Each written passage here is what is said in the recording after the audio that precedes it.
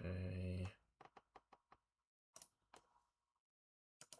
Just make sure that it's actually live. Yeah, it looks like it's live.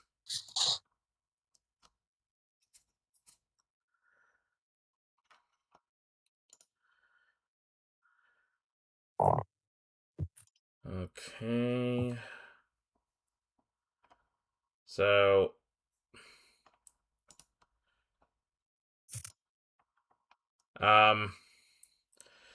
if you could do me a favor, have like a window of the live stream up. Like, obviously mute it so that way you don't like hear yourself or whatever, but like have it on the side just to make sure everything looks good. And also, if someone in chat asks something, then let me know. Like, I'll try to keep my eye on chat too, but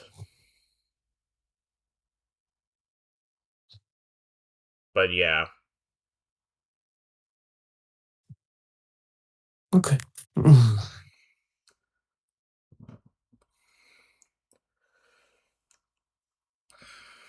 And yeah, the Chrome is not displaying right now because I have it invisible on OBS, but I'll display it in a second. So, yeah. Let's see. Let me just copy this.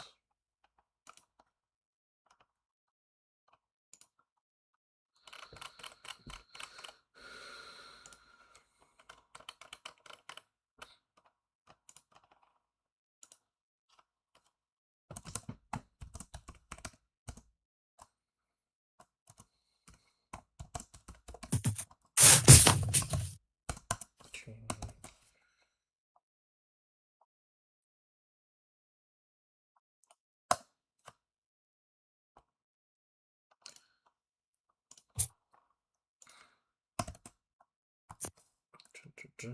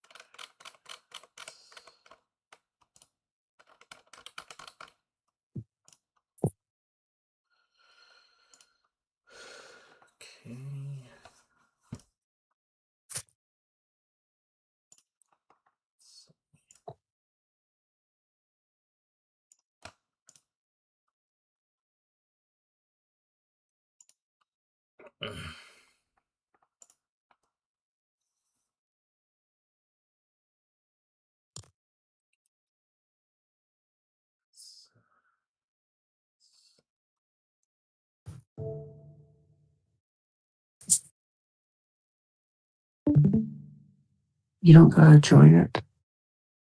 It's just for the sake of having a screen. What'd you say? You don't have to join it. It's just for the sake of having a screen. Did you join it? It's like Join what? The the live stream? yeah. Yes. I thought I was able to see the chat. Maybe I can. I just nothing. No one's messaged yet. So It's like join what? The the live stream? yeah. Okay, I see.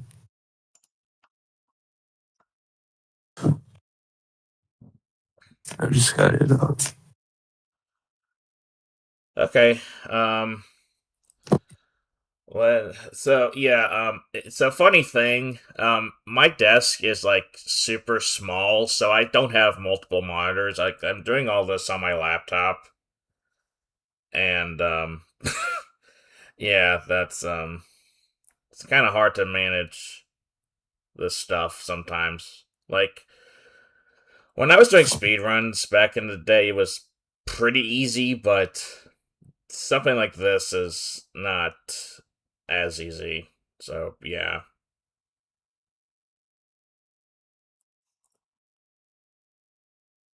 Yeah, this is kind of a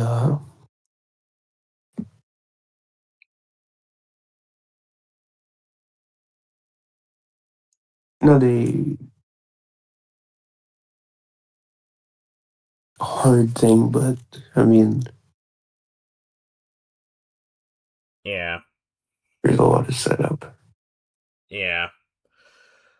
Okay, so I think in about 2 minutes I'll make the Google Chrome visible, and we can get started for Sure. reals. Yeah.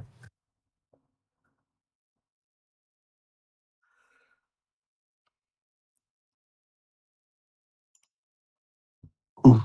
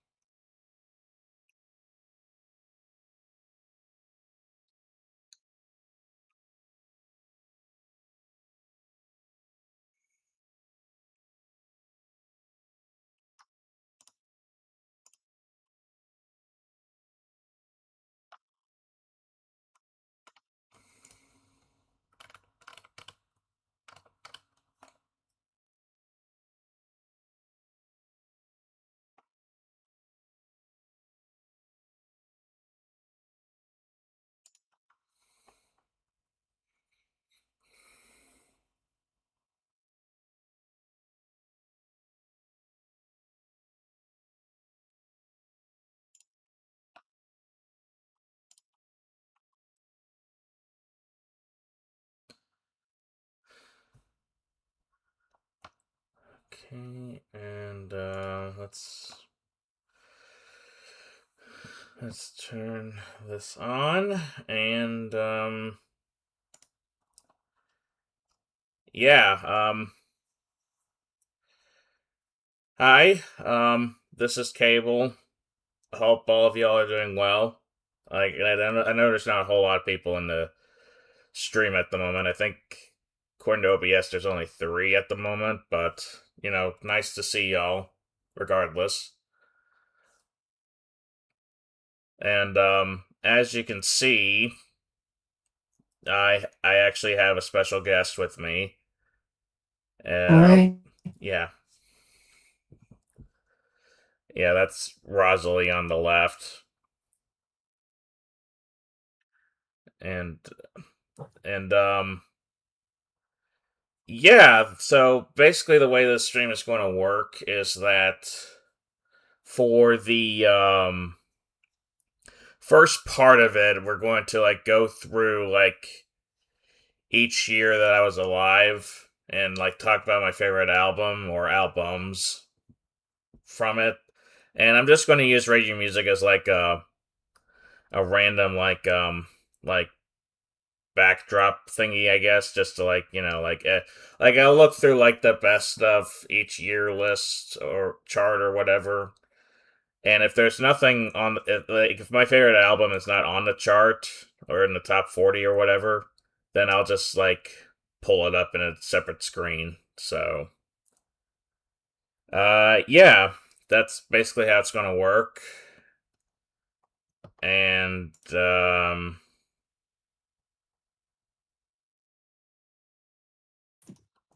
yeah, so let's just go ahead and get started. Let's start at 2001 because that was the year I was born, of course. Let's see. And we'll get to 2026 in a bit. Like for 2026, I'm going to talk about like my favorite albums like as of right now. Like obviously it's not going to be final because, the year isn't over yet, but yeah. So let's just go ahead and update it. And so when I was writing this script for this, like back when it was, were you going to say something? No. Oh, okay. Yeah, well, back when I was originally going to like make a video about this topic, like like I knew what my number one for 2001 was going to be, but now I'm not as confident, which is kind of annoying. But it was whatever. But I think what was going to be my number one is this right here, Drux by Aphex Twin. Um, it's kind of funny. Like back when I got into Aphex Twin back in like 2021, I think.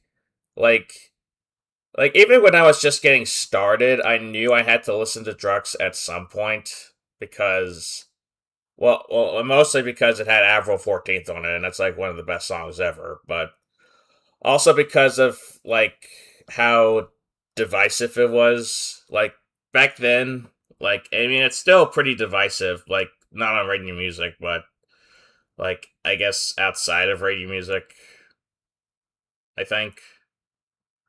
But but yeah, this album is kind of bonkers. It has like like these the usual like IDM drill and bass stuff that Richard was doing around this time, with like the RDJ album and Come to Daddy and all that stuff. But I feel like a lot of the drill and bass songs on here, like Vort Hospen and Mount Saint Michel plus Saint Michael's Mount. God, that's a mouthful. And also like what's another good one? I really like AFX 237 V7. That's another great one. And I think I also like 54 Zimbru beats or love. Sorry, but yeah. So yeah, you have that, and like sandwiched in between those, you have like all these like piano or prepared piano songs.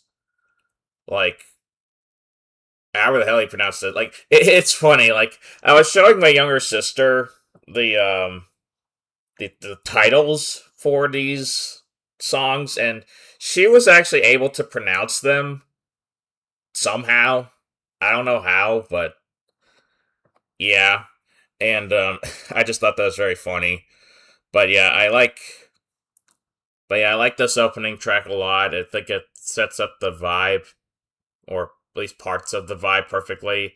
Obviously, April 14th, like I mentioned earlier. Uh, Quakether has become kind of popular because of the meme or whatever, but I still think it's a pretty great song. Nanu 2 is a beautiful closing track. It might be the best closer of any Aphex Twin project, to be honest, because I feel like for the most part, Richard doesn't really know how to close his albums. Like, I mean, sometimes he does. Like, I think, like, I Care and RDJA have pretty solid closing tracks, but generally speaking, just it's just kind of whatever. But here I think is this like probably the best closer. Um, and also Baby the High on Chord. That's not really a drill and bass or a piano piece. It's kind of like just typical IDM, but I still think it's really amazing. But yeah, Drux definitely up there as one of my favorites. I assume you also really love this album, right? Yeah, it's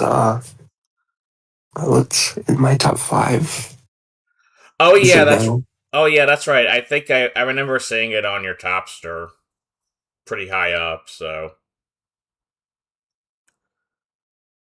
I agree with a lot of what you say. I think it just it blows my mind every time when I think about it that Richard never took it so seriously, and that a lot of the tracks on this album were just throwaways to him.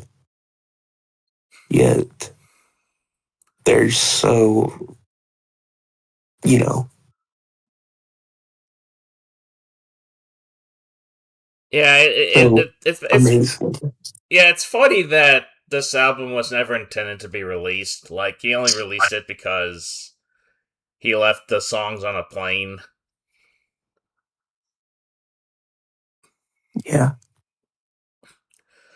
But yeah, that album's really amazing. As for other albums, like other contenders, I this is a really good contender. Like I know it came out before I was born, but you know, if we're talking just 2001 in general, like I had a huge unwound phase back in like 2022, 2023, and this album's definitely one of their best. Um, Toxicity is amazing, of course. Same with this is that. Discovery, I honestly need to listen to Discovery more because I've heard it and I enjoy it, but I don't like know it like by heart like I do like Is This It or Toxicity or Leaves Turn Inside You. I guess it's just one of those albums I need to get more familiar with. Glow Part 2 is, is great also. And Vespertine. I like Vespertine, but it's not my favorite Björk album. I know that's probably a hot take, but you know, yeah. What else is on here? Like, I'm not going to scroll through all of these because I know the 2012 one. There's some stuff that I shouldn't show you on stream, but um, yeah. Oh, this is an album that I actually listened to pretty recently. Any Other City by Life Without Buildings. Very interesting album. It has a I don't know what it reminds me of, but it is very interesting. And and yeah, this Low album's pretty great. And Confield is probably my favorite Autechre album at the moment. At least it's the one that stood out to me the most because of how weird it is. I guess to put it simply. But yeah, that's and yeah, obviously this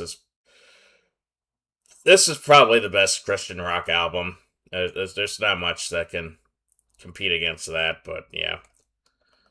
Is there anything that you want to add, Rosalie? I know you haven't really talked a whole lot. Uh, Um, well, there's now a lot of like older records I guess I've listened to. Um, there's not a lot of commentary I could really add to the ones that you have been pointing out, oddly enough, outside of like Amnesiac and, which is, that's about what you stop. I mean, like, Amnesiac is really, really good. I mean, it has its reasons for being so high. Mumbling in the Well, is a classic. I mean, leaving your body map. This routine, I mean, what can you really not say about this routine? yeah, Um, I can't really say anything else about any of the other ones because I've actually never heard any of them yeah, that's outside of fair. those two. It's one of those three.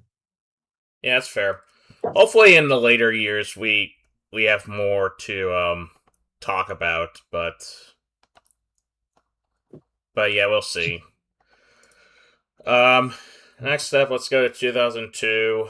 Um, is there anyone in chat that I need to like recognize or something like that?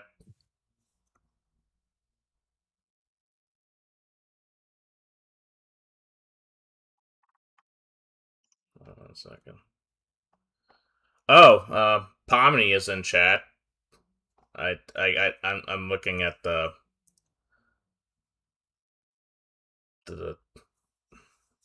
that's pretty cool. Thanks for the happy birthday.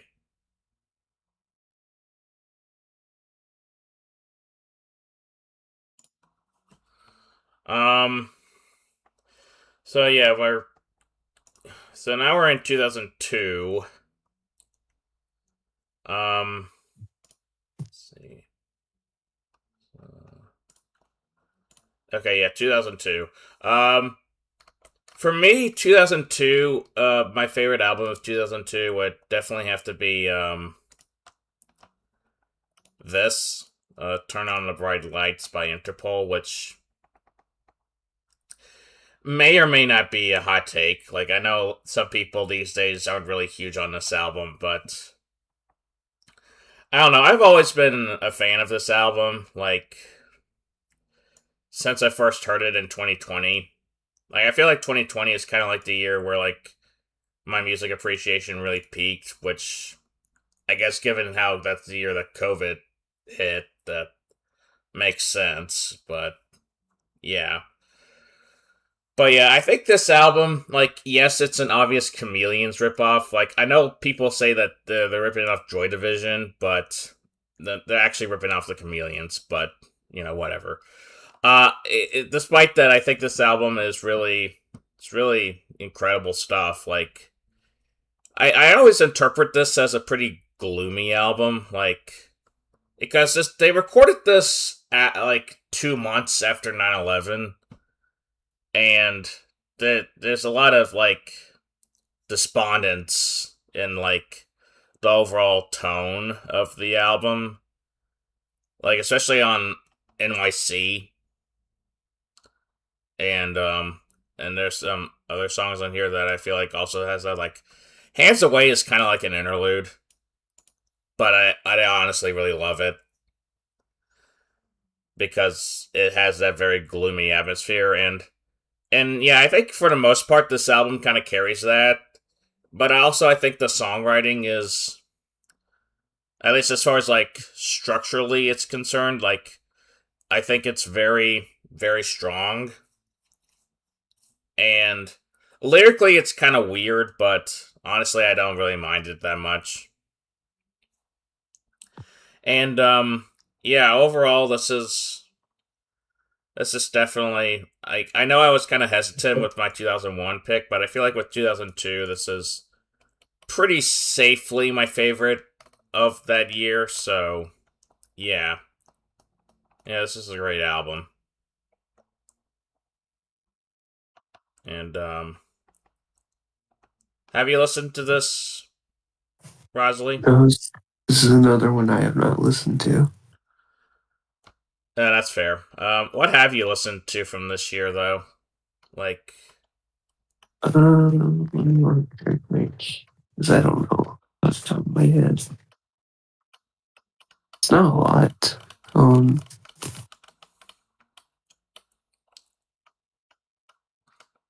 Let's see. if you haven't listened to Gio Gotti, I think you'd really love it.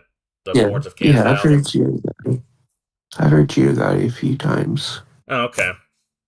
That's a good one. Maybe not my favorite from the year. Heavy Rocks by Boris is really, really good. Irony is a Dead Scene by the Dillinger Escape Plan is a phenomenal EP. Um, really, really wild and chaotic. Um, Yankee UXO by Gibb is, I mean, I don't know when they ever not make a good album. Yeah, like, and it's very interesting. Like, this is like, at least in my opinion, their angriest album, which is, I guess, fitting because this is also an album that, like, hold on, when was this recorded? Does it say 2001? So I don't know when in 2001 they recorded this, but they were definitely pissed off about everything that was going around them, and you could definitely hear it in the music. Yeah, Euro King is one of their most like abrasive and like you said aggressive. Yeah, Um, There is also, I'm more of a hot take, and it's more of a rising one, but Am Luke's by Merzbow is really, really good noise. It's got a lot of like cool textures and a lot of really, really different things for him, especially from that the time period. Um, Amlux, is that what you said? yeah, Okay. Yeah, that looks interesting. Like I haven't dipped into Merzbow yet. I don't know if I'm kind of hesitant to because like his stuff is known for being very abrasive, but I don't know. I this one like I know it doesn't say harsh noise primary, but I assume it's going to be still very noisy, but yeah. if I had to shout out like the more obvious ones, I also quite love Hotel Foxtrot and Songs for the Deaf quite a bit as well. Um, Yeah, both of both of those those, albums are really amazing. yeah. Same thing with Tallahassee by the Mountain Goats. I still need to It's listen to really that great. one. Like I really want to get into Mountain Goats, but I've only heard the Sunset Tree and it's been a while. So, Yeah, I understand that. There's quite a few good albums from this year, and there's quite a few that I've missed out on, but a very decent bit, and it's probably one of my favorite years in the 2000s. yeah, I There's would a definitely lot of agree with that notion. there's a lot of ground that a lot of albums covered in that year. Yeah. So, I guess if you have nothing else to say, we can move on to 2003. Okay. Let's see, 2003. Um, let's see. Oh, that's at number 6. That's surprising.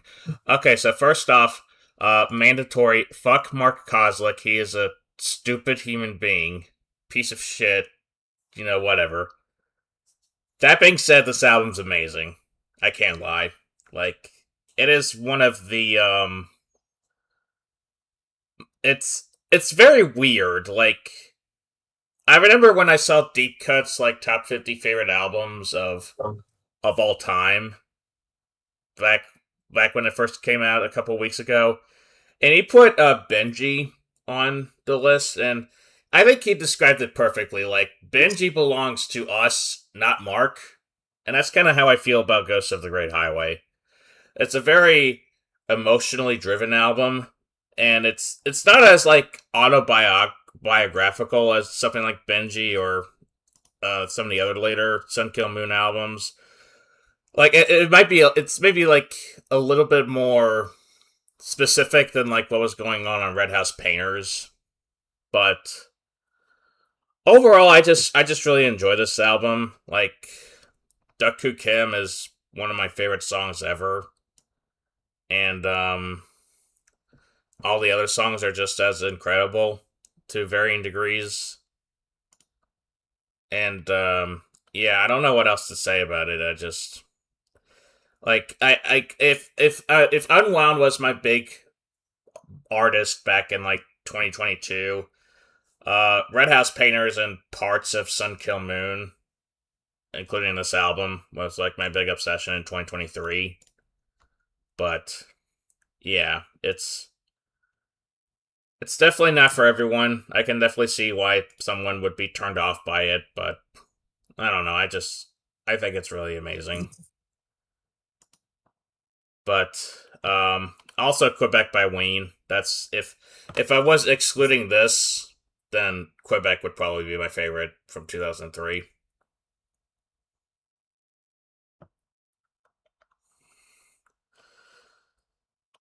So, what about you, Rosalie? What are your favorites from 2003?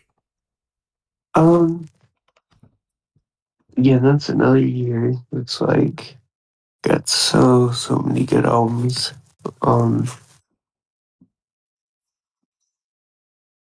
Let's see. If I had to pick something offhand without thinking super hard, um, one of them would definitely be Killing Joke self-titled 2003. Um, it's a really, really brutal industrial rock album that encapsulates time period really, really well and has a lot to say while being so just masterful with the industrial metal genre. It does not ever let up, and it's aggressive and so forward thinking from the very get go to the very bitter and brutal end. Yeah, It it's kind of never interesting that you was brought so up Killing Joke necessary. because they're like in they started in the 80s, right? Mm-hmm. And like they continued on into like the 90s and 2000s, and like at least in the 2000s they were still putting out music that was like, if not that same level of aggression, like maybe even more aggressive. Oh, it's heavier. It's even more aggressive. They Yeah, just got, I mean, in the 2000s, they have like their heaviest records. yeah. Um, I would also have to say, and it's probably more than Killing Joke, because I just thought of it as King Geeter, Take Me to Your Leader. Oh yeah, the MF Doom related Yeah, project. that is just back to back songs that are beautiful and just so abstract, but so beautifully executed and written. It has so much weight to it. And to me, it's also the best Doom project that has like long samples integrated into it. It never kills the pace. It just is so seamless. It's perfect. Yeah, I still need to listen to that. I also still need to listen to Vaudeville Villain because like because Doom was kind of killing it in 2003 with like those two projects. So Yeah, he was. And I have, let's see, um, I mean, what is there to say about Dope Smoker that hasn't already been said? yeah, no kidding. It's just perfection as far as stoner metal goes. Um, of course, I mean, you already mentioned Quebec. I mean, Quebec is, a classic, like a Stone Cold classic. Yeah, But I would also shout out, and more of an, like it is beloved, but also it's not quite beloved on here. But Elephant by the White Stripes is just really, really good, stripped down garage rock. And it's just so energetic and so full of color and life. yeah, and it's kind of funny Um, because like I think Elephant is still in the era where like Jack White is like restricting himself to just like guitars, vocals, and drums, courtesy of Meg White. But yeah, that's a. I honestly don't really listen to this album all that much, but I can definitely see why like so many people adore it. It's a very stripped down album. It's very primitive, and it hits all the right notes, and yeah. yeah. And I mean, in this one, you probably will like more. I mean, I promise. It just is such a unruly and mind-blowing album upon first listen, and on subsequent listens, it's only more sad, more disturbing, more harrowing. The Yeah, more you hear yeah. it, Jamie Stewart. No, yeah. Jamie Stewart was was kind of evil for putting Fast Car and Ian Curtis Wish List back to back, like at the end, like jeez. yeah, he was. He really was. I think Jamie Stewart goes by they them pronouns, though I might be wrong. Like I think on Yeah, Wikipedia, they do. That's on me. Sorry. no, that's fine. I just wanted to make sure you were aware and all that, but yeah, it's no big deal.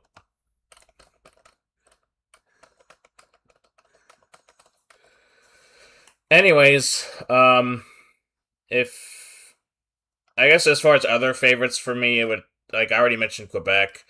This is an album, the Magnolia Electric Company. I need to listen to more, but I remember really enjoying it.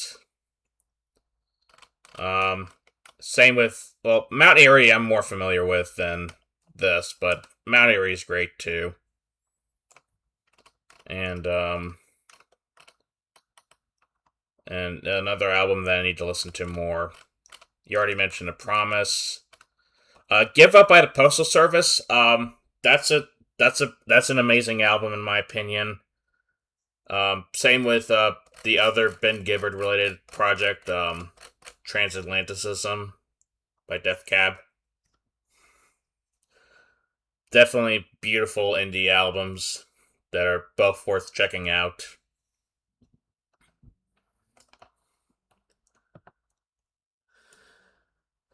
And yeah, obviously Velocity Design Comfort is pretty good too.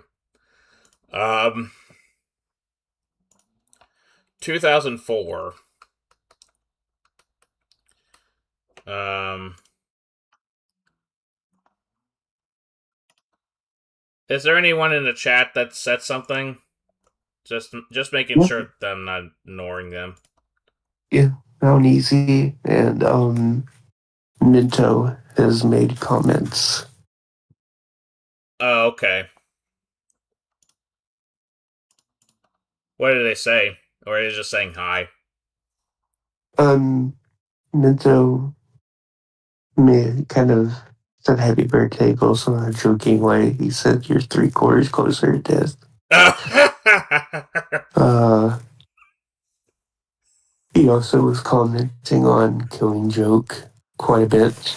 Oh, okay. Um, Saying that he was agreeing with me that they were much heavier in the 2000s. Um, he was agreeing with me that Take Me to Your Leader is really good. And Mount Easy says, Happy birthday. Yeah, thanks for the happy birthdays from both of y'all. Anyways, so now we go to 2004. Um, Everyone say with me. One, two, three. Mad Villainy. Not quite my favorite, but that's a good one. Yeah. Um, I'm not sure if it is actually my favorite of 2004 or not, but it is like definitely like the one that I appreciate the most The because it's very defining. because like MF Doom and Madlib just work off each other so well. It's like nuts how well they work off so well. And of course, all other people also really love food. That one's a good Yeah, one. Um, I guess I need to acknowledge College Dropout because if I don't, I'm going to get like a million comments about, hey, why did you mention College Dropout? But it's. I mean, Kanye West, you already know, but I don't know. I still have fond memories of this album, even though I don't listen to it much these days. Funeral is. an album that has kind of died down in popularity, but I still enjoy it.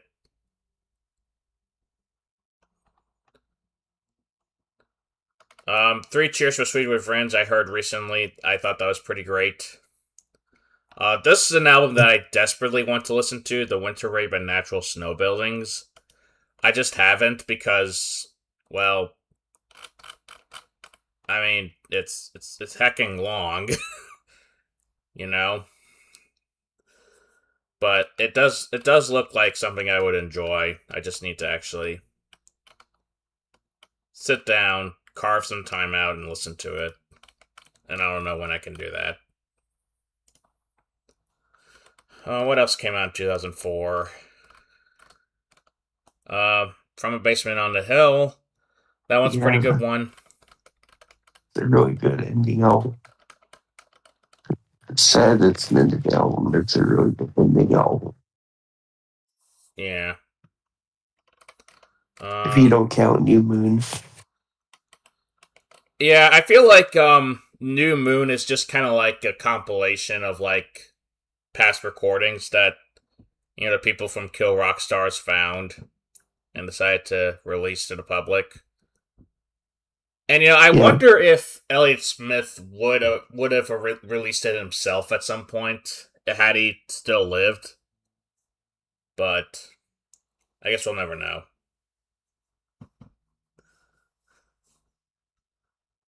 Um,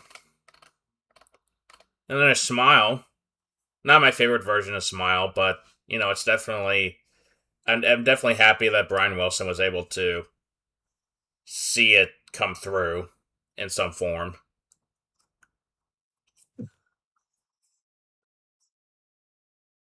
Um, this is an album that I really need to listen to because I love Hex. That's the album that came out before this one. And Sunk Tongues is very weird, but I enjoy it. And yeah, is there any other albums that you want to mention that I didn't mention yet? um, let's see. There's quite a few. Um, First, Square Pusher Ultra Visitor. It's probably like I don't know. That's maybe my favorite drum and bass album. Point blank. It's just so beautiful. It's chaotic. It's wild.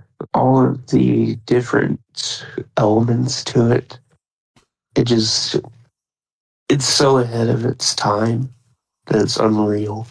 There's so much it did, and there's so many different explorations that it has that so many modern breakcore and drill and bass and atmospheric drum and bass albums take from it.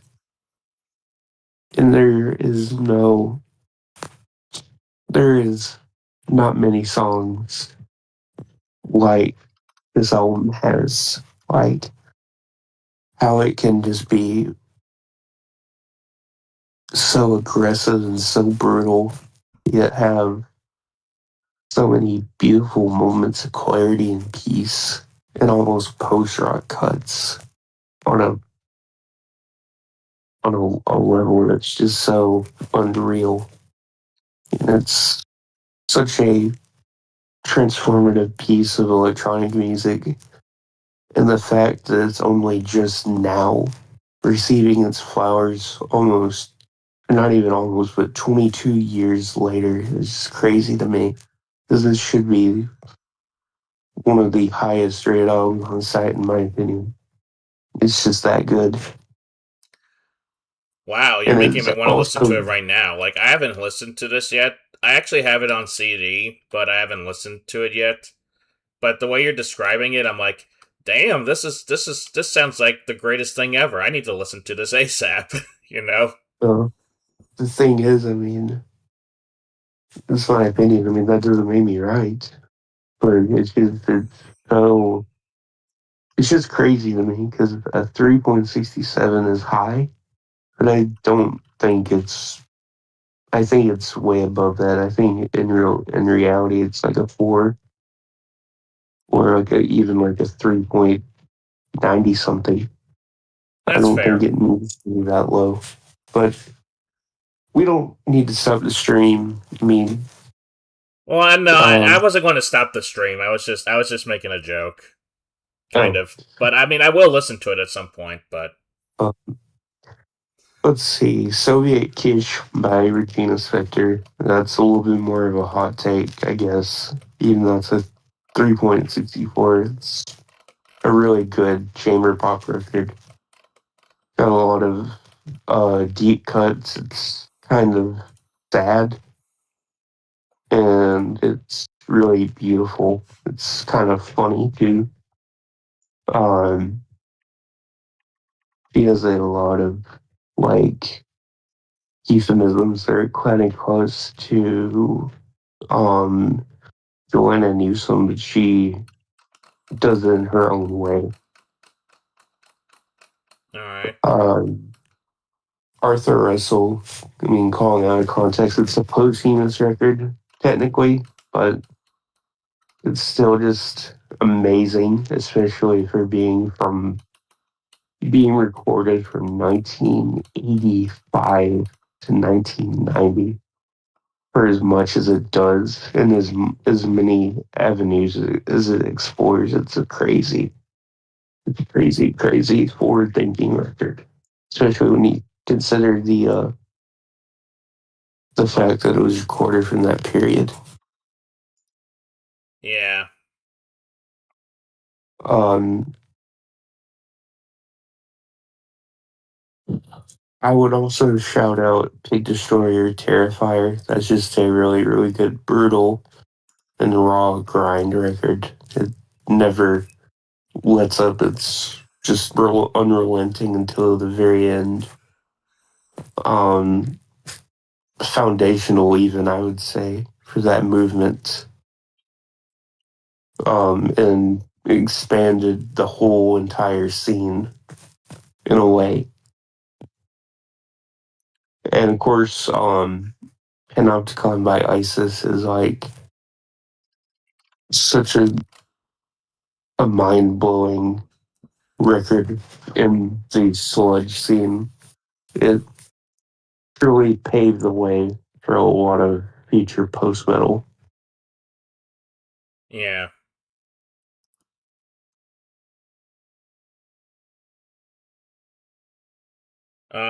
Did anyone make any comments in the chat while we were Uh, babbling? um, let's see. Nintendo said that User's Confessions is one of the best albums of 2004, I want to say, or if it's 2005, it's one of the two. You saw Usher at some point, or you mentioned Usher, and I'm not thinking. Also mentioned Janet Jackson's Demita Joe. Malnezy said it's the college dropout for 2004. Memphis said that Doom owned the year. He also said that Arcade Fire grew off him a ton, but Funeral deserved to be mentioned. I still haven't heard it myself, to be honest, because it, those allegations really freaked me out. But that's neither here nor there. Um, he commented on MCR being mentioned by you. Oh yeah, I don't Um, really talk about MCR all that much. Like the reason I mentioned it is that I'm currently doing a My Chemical Romance dive in another server, and yeah, that's how I listen to Three Cheers. yeah. Now Easy agreed with you that it was Mount or said that it was MCR's best album. I don't know if you think that. Uh, Minto also mentioned Nick Cave, Song Tong's Musicology by Prince, and then he commented on my my mentions. He said that Regina was in hot water, and she is. She's kind of a Zionist. It sucks, but what are you gonna do? Some really good people have shit takes, Yeah. or good musicians have shit takes. He agreed that Arthur Russell was really different, and then he kind of made a joke about ISIS because of the name. Oh, pfft. Or he just doesn't like metal, one of the two. I don't think Minto really cares for metal all that much. Like, I think he enjoys Black Sabbath, but I might be wrong on that, so please correct me if I'm wrong. But, yeah.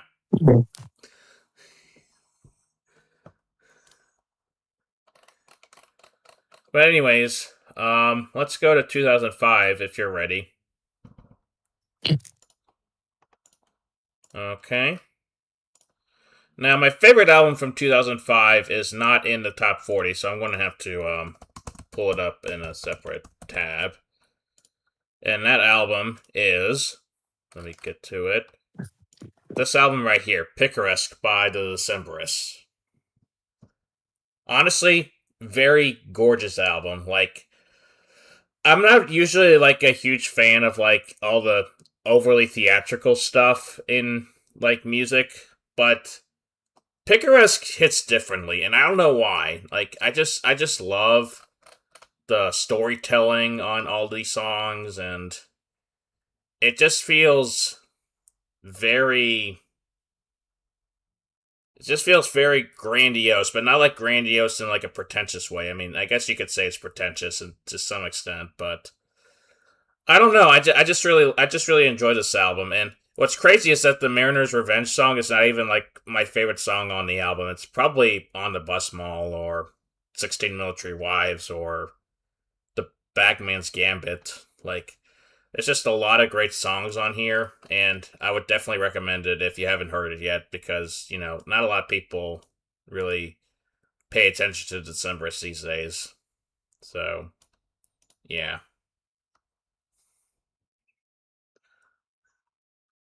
I'll check it out at some point. It looks actually really cool.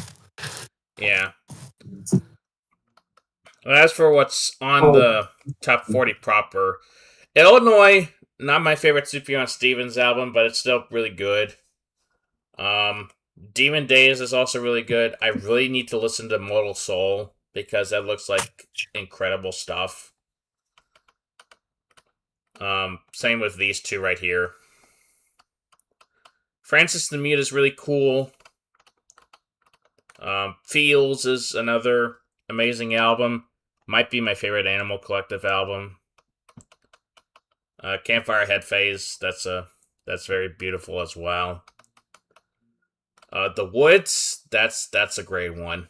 Like, I'm not super familiar with Sleater Kinney, but I've always loved The Woods. And of course, Mesmerize is right there. And here's the Sunset Tree. That's the album. That's the only Mountain Goats that I've heard.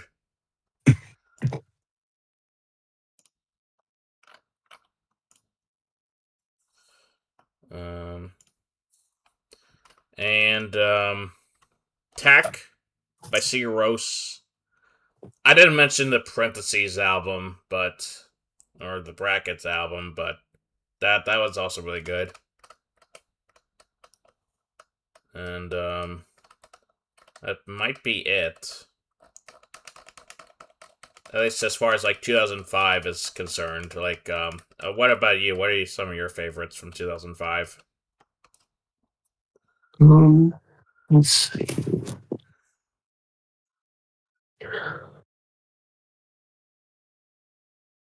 Okay, for more like straightforward ones or ones a lot of people share. Um, you didn't mention the Campfire Head Phase. I mean, that's just a really, really good, pretty throwback on a record that's just haunting, yet not haunting in a creepy way like the prior Yeah, Boards of Canada projects are. It's more of a nostalgic, haunting way yeah, that make um Morris Pink. I mean, it's just stoner metal and punk, like with shoegaze at an unbelievable, I guess maybe crescendo, maybe. I don't know. It's just really, really, really good. And it's it's so blown out. Yeah, I haven't heard all of Pink. I did listen to the song "Just Abandon Myself," and yeah, that blown out is the right adjective for that. Yeah. Um Vashti Bunyan, look aftering is a really, really good record. Kind of less on the radar. I mean, it's known. It's a really, really pretty chamber folk record that's went very under the radar. Wait, wasn't she And the there's always, artist who like released an album back in the '70s and then kind of disappeared, and then Animal Collective kind of resurfaced her or yeah, whatever? yeah, brought her back into the mainstream, sort of. Or brought her back in the broader fans, yeah. Yeah. Okay.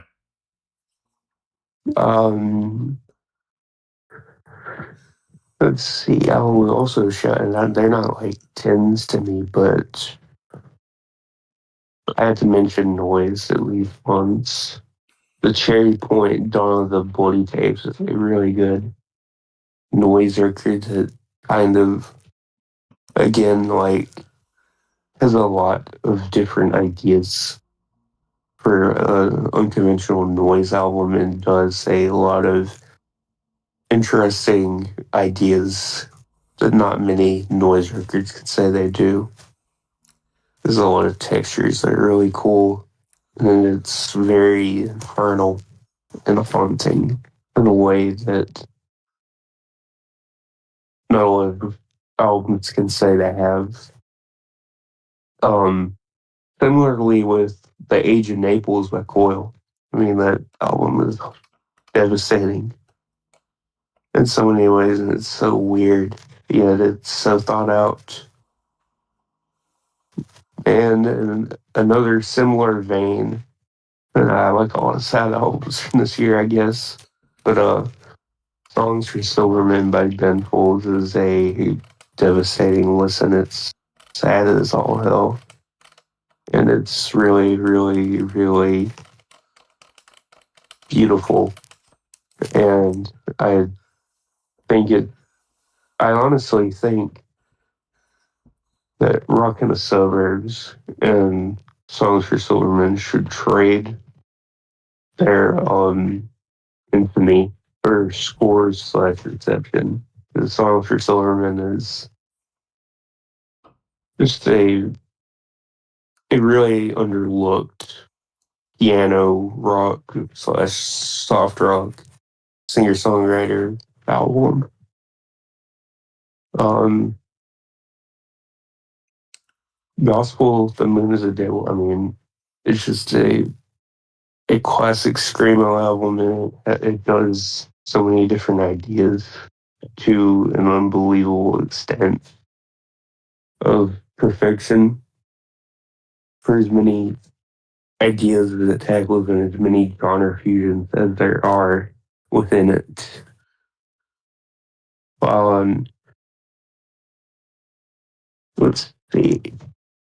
Eye on Fire, Blessed Black Wings. I mean, just a really lo-fi and brutal stoner and thrash record that is Matt Pike of Sleep at some of his most creative and best writing, both lyrically and on on his guitar.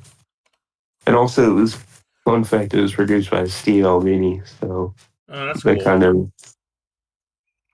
that's the overall aesthetic of it. It's really, really, really good. And I'm surprised, or maybe I'm not, because I know you're feeling on a lot of noisier stuff. But Lightning Bolt, Hyper Magic Mountain is just I don't even know. It's so insane. So many just crazy ideas Yeah, and so many. I honestly still need to listen to Lightning Bolt. That's why I didn't mention it, but yeah. There's three more I will mention, and this one is another one that over time has grown recognition. Lolly Shara, Lullabies in a Glass Wilderness is another beautiful and very haunting record that does so much with so little. Um, and both, of course, I mean, both System of a Down records that dropped that year are really, really, really good. And I don't think that they honestly could have ended on a better note. Um, of the two, Mesmerize is my favorite and is probably my favorite overall System record. I like it better than Toxicity. I Alright. love how just batshit it is and how many avenues it explores and how bitter it is about Hollywood and the music industry and everything else in between. Yeah.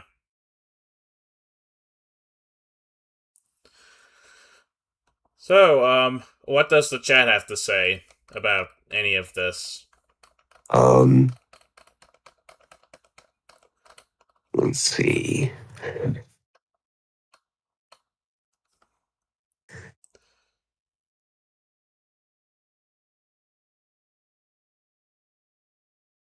Minto has pretty much been the only one. Um,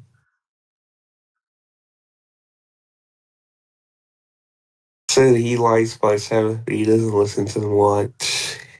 He's never gotten to the Decemberists, but he wants to. He said that your top four is really good. He said all of them are among his favorite albums of that year. Uh, he said he forgot to mention High by the Blue Nile. I love, Oh crap, I did forget to mention High by the Blue Nile. you That's. know, yeah, I love their debut. It's a really good album. He mentioned he got aware of the fact he's commenting a lot. Uh, I'm glad I mentioned Coil. He's been getting more into their stuff. Uh, he mentioned Common, maybe, which he didn't mention. Hmm. He said he's still got to check out Ben Folds. He's mad.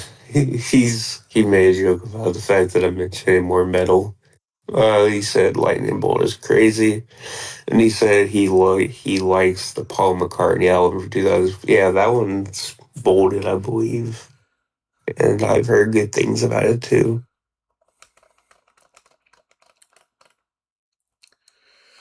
Okay, so I think if everyone's ready, we can move on to 2006. Um, Mm-hmm. and so I think I've heard most of the top 10 from 2006, but I don't know which one's my favorite. Like, Donuts is a classic, of course, like, very good instrumental hip hop album. The Dance of the Moon and the Sun, I have actually listened to, but it's a long listen, and I rarely find myself listening to it because I don't have the time. East, I still need to listen to, but I've heard good things about it. I just need to figure out the right time. Like, I need to find the right time to listen to it because I feel like it's one of those albums where, like, if you listen to it at the wrong time, you're not going to get it. You know, Yeah. you know, the Black Parade is, of course, the Black Parade. It's great. Hell Hath No Fury. That was a pretty good album from what I remember. I still need to re-listen to it, but I remember enjoying it. Um, Agalock, I really need to listen to. Like, I didn't mention the Mantle back when we were in 2002, I think. But like The Mantle and this are both albums that I really want to listen to at some point.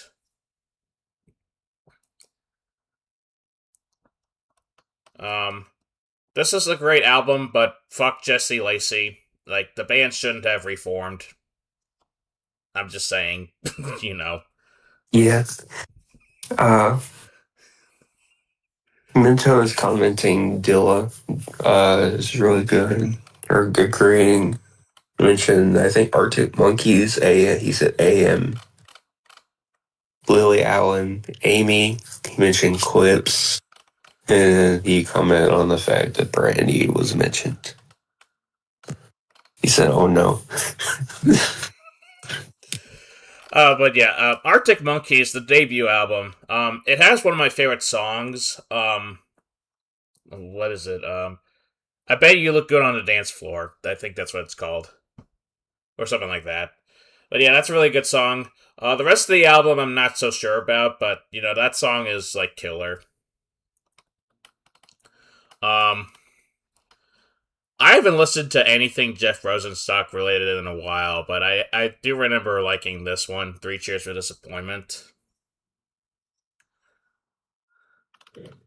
Um, 10,000 Days is really good. Shout out Gabe the Critic. He loves Tool a whole lot. And Saturday Night Wrist, that was a really good one. Like I know a lot of people hate Pink Cell Phone.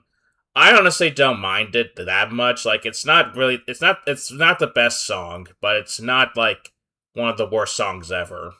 Like a lot of people say it is, but maybe that's just me. And then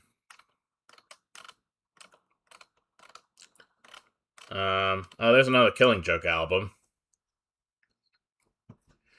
Another album that I really like that didn't make the top 40 is actually kind of underrated one. That's the self-titled Beach House album. I don't know why, but I just really love the vibe that's going on this album, and like I don't know how else to put it. It just has a really good vibe, and it's a nice comfort album for me, I guess, if you want to put it like that. Yeah. But is there anything you wanted to add to any of this, or Uh, I ain't got quite a few. Um, I'm not gonna spend as long because I know don't want to spend like long on this. yeah? Um, and this is more. I got some hotter takes in here, I guess, but Crime Slunk Scene by Buckethead is really good. It's just really bizarre and weird progressive metal that has so many splitting, branching ideas. Um, Burial, self-titled, is also really good, and it's a hot take here, but it's better than Unsure to me. Really fun. Dubstep and ambient vibes. It's also got like a more creepy, I guess, atmosphere. It's kind of more, I don't know. I mean, don't get me wrong, Untrue has its moments. I don't know. Um, let's see. Celtic Frost, monotheist. I mean, like, I don't know if Celtic Frost could have ended it any better way. It's just a really grand concept album that has so many branching ideas and goes through so many different phases. It feels like everything that they had ever been wanting to do finally like perfected at the very end. Um, let's see. this is a more like, it's not a hot take because I mean it has a lot of infamy, but I'm still gonna shout out anyway. As Sphere, Palace of Mirrors is a sleeper hit of sorts for experimental rock. It's a instrumental only complex or concept album that goes in, that's kind of like Mr. Bungle adjacent, and like goes in so many different directions. It's jazzy, it's metally, it's got like spy music elements, it's proggy, it's got klezmer. It's really like, It's got everything. yeah, it's wild. And it's also got, funny enough, it's got members, not of Mr. Bungle, but like members of offshoot Mr. Bungle projects that have members of Mr. Bungle in it. So of course it makes sense. Um, See, the Killing Joke you mentioned is also it's not quite as good as the other one to me, but it's also very, very good still, and yet it's arguably heavier than the other one at times. And this is another hot take, but I think I love Amputexture or Texture. I don't know how to say it by the Mars Volta better than Francis the Mute and even Comolos. You know, I'm not I sure if that's a find, hot take these days because I've seen a lot of people love that album. yeah, it's just really weird, and it has so many like different ideas. Feels so, it's so cryptic. Yeah, like I'm using the scripter. It's so cryptic. And it's so like eerie and like weird. I love it. It feels so different for Prague. Um,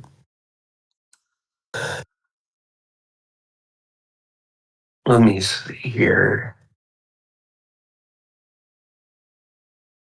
I will shout out. Let's see, two more. Of course, Sun and Boris. I mean, Boris during the 2000s was really hard to beat.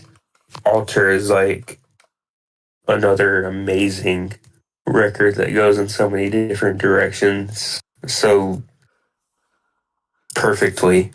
It's beautiful and really dark and hypnotic, yet so psychedelic, and it has a grand feel to it.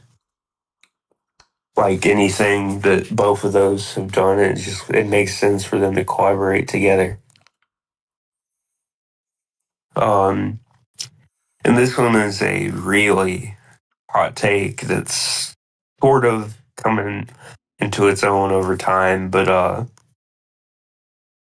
Stolen Babies, There Be Squabbles Ahead is like a really, really weird avant-garde metal album from a kind of dark cabaret metal band, and it has so many beautiful moments, and it's actually so ahead of its time because there's so many different bands and different like artists within a particular scene that's happening now that just is so obvious that it inspired and it predicted, even because there's so many cabaret infused bands now and artists that have the similar aesthetics or really take it into their own depth. So Anyway, yeah, I wasn't trying to take too long about it, but it's a very good album. All right. Uh,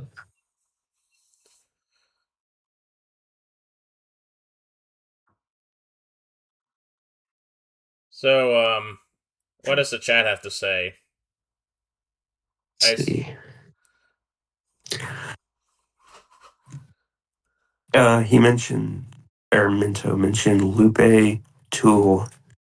Um, he said I dream about Tool every night. Early Beach House, he said was better. He said the first three albums are really good. He said shout out to Buckethead. Uh, he almost made guitar listenable for a second. Uh, he mentioned 3121 by Prince. Uh, he said the real album of the year for 2006 is The Duchess by Fergie. oh my goodness. But yeah, let's go on to 2007. Christ, we're not even halfway through, and we've already been streaming for like an hour. We might need to speed things up a little bit if we want to get to the Q&A. Yeah, Not that it really matters because there's only like two questions, so it won't take too long. But just in case more come up. yeah, But yeah, for me, like I know this is cliche as all hell, but I love In Rainbows by Radiohead. It's just a really beautiful sounding album. It may not be Radiohead at their most ambitious, but for me, it's Radiohead's peak. And like we already talked about Untrue to some extent. Sound of Silver. I need to re-listen to that one, but I remember enjoying it. Um, he made Graduation. Strawberry Jam. That's another really good Anko album. Um, Person Pitch. I need to re-listen to as well, but I remember enjoying that one. Um, it's not a whole lot from this year that I've heard, but yeah, what I have heard from this year is really good. What about you? um, again, there's not. This is one of my least heard years as well. Um, but I do have a few I want to mention. Um, Alsace Souvenirs Donna Trey Mund, I guess is how you say it. It's Oh, is just that a the really Black good, Gaze project? yeah, it's a really good Black Gaze album. It's pretty and just so, it's almost doesn't even sound like Black Gaze, but it is. It's so gorgeous. Um, Between the Buried and Me colors, I mean, that's just a landmark tech death and prog metal record that goes in so many different directions. And the idea of it being one long song is so beautiful. And it just is so good. Genuinely one of my one of the most important metal albums in my life. It opened the doors to a lot of different ideas for me. When I first heard it all the way back when I was like, I want to say like 14 or 15 years old. Um, Blue and Exile Below the Heavens is just a really good Christian themed album. I guess it's not Christian in like nature. It's not like, but the lyricism is really good. It's really pretty. It has a lot of really good bars. And a lot of good like beats. The production is amazing. Um, Dillinger Escape Plan Ironworks is just, I mean, it's maybe more of a, no, it's It's not as much as I thought, but that's another one that is really, really different for the genre it's doing.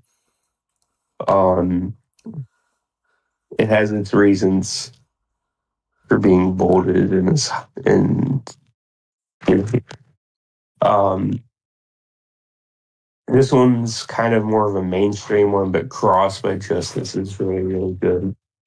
Um, just really, really good house music that's fun and so energetic. Um, let's see. Britney Spears Blackout, yeah. That is like probably my favorite electropop album, if I'm being honest. Like straightforward electropop is never sounded as good as that. And I love just her energy on that album. It's so sad and beautiful and just so addictive and catchy.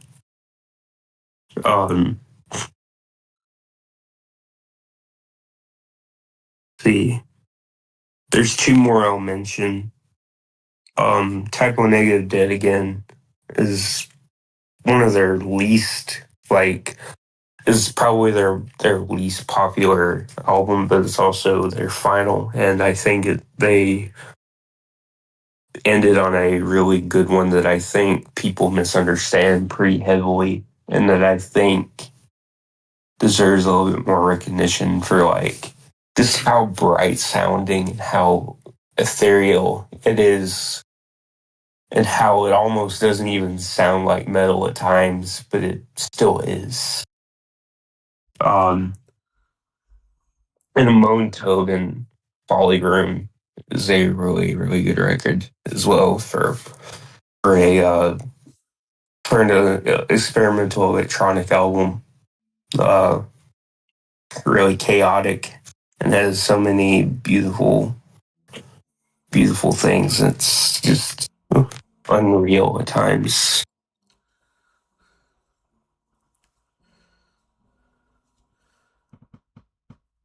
That's neat. So what about the chat? Did anyone say anything in regards to this? Uh, Mint said that In Rainbows is his favorite pop album. Uh, he mentioned Strawberry Jam by Strawberry Switchblade.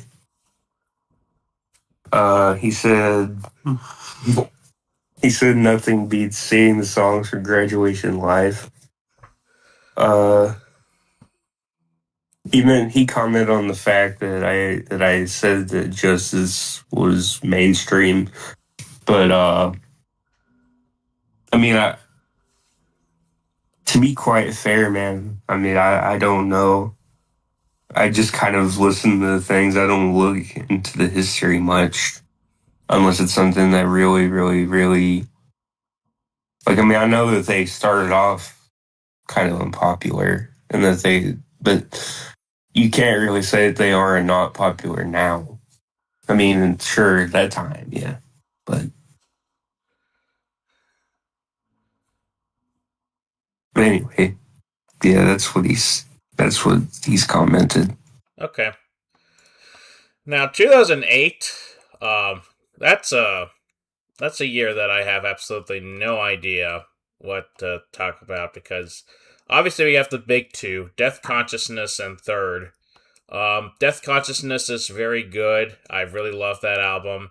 And Third is definitely my favorite Portishead album. Yes, I like it more than Dummy. That's just my opinion, but yeah. I also really love the second Beach House album, Devotion, and Coldplay's Viva La Vida or Death and All of His Friends. In fact, now that I think about it, I should have mentioned a Rush of Blood to the Head back when we were doing the 2002 one, but oh well. Um,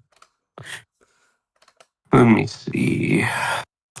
Oh, I did hear dragging a dead deer up a hill though, but I don't remember it off the top of my head.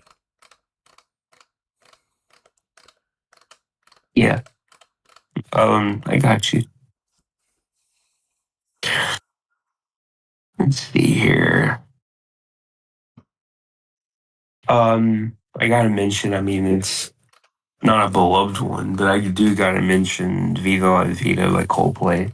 It's just a really, really good album nonetheless. I mean, I get, you know, I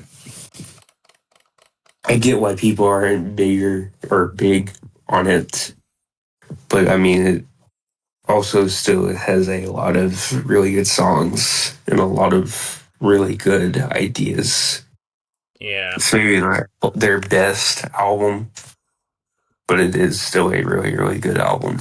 And it's one of the defining ones of 2008. yeah, Um, DJ Sprinkles, you didn't mention Midtown Witch Twenty Blues is, I mean, a defining um, foundational house record. I mean, it's beautiful and has so many just mind bending production ideas, and the fact that they have continued to hold on.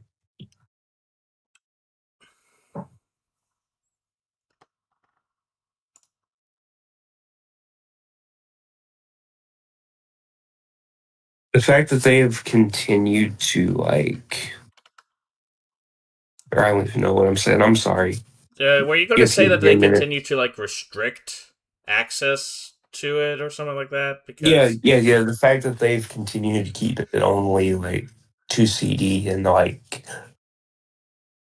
CD only, and like people uploading it on YouTube is is really, really um cool, and kind of important and indicative of their beliefs on streaming as a whole, uh, and the whole music industry in general. Like, and I commend them for that deeply, to hold that up. Um, this one's kind of an underrated one. I like a lot of grind. Board Up the House by Genghis Tron. It's really, really good. Um, really different ideas for a mathcore grind album. At the time, it's very colorful, like the album cover is. Um, I have a lot of metal right from here. Uh, Meshuggah of Zen is just, I mean, what can you say? It's just a really crazy gent project, and it's wild. Um, this is one that I got recommended actually by Melanesia, ironically enough, and Mr. Oizo. Lamb's Anger is a really good house record. There's a lot of different ideas that work really well. Um, Mass Mesh by Rome is a really good neo folk project. I haven't heard a lot of neo folk, but it's really, really good. It's kind of sad. Um, yeah, I Epic remember Flesh is someone another. describing Rome as like being like almost like stadium neofolk, given I how can like see larger that than life. actually. I can see that actually. Uh, Communion by Septic Flesh is also like a for symphonic metal. I know there's bolted symphonic metal, but there's not a lot of it. But it's a really good symphonic album. It's has a lot of really cool like orchestral moments, and it's really brutal. Uh, and almost catchy, and it's kind of different for that uh, period. Um, that's about all I got to say though on Oh, that. before I move on, one more album that I do want to shout out from 2008 that I just remembered. I gotta mention this because if I don't, someone's gonna mention it. Last American Hero by James Ferraro. Very interesting album. This one is. It's like what if an Americana album was made like a hypnagogic pop album? Is basically what this is. It's very weird, but it's something that I find a lot of fascination with.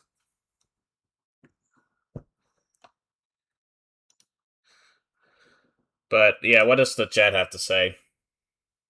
Uh, Hey, spilled his water, Rob. I got to get it.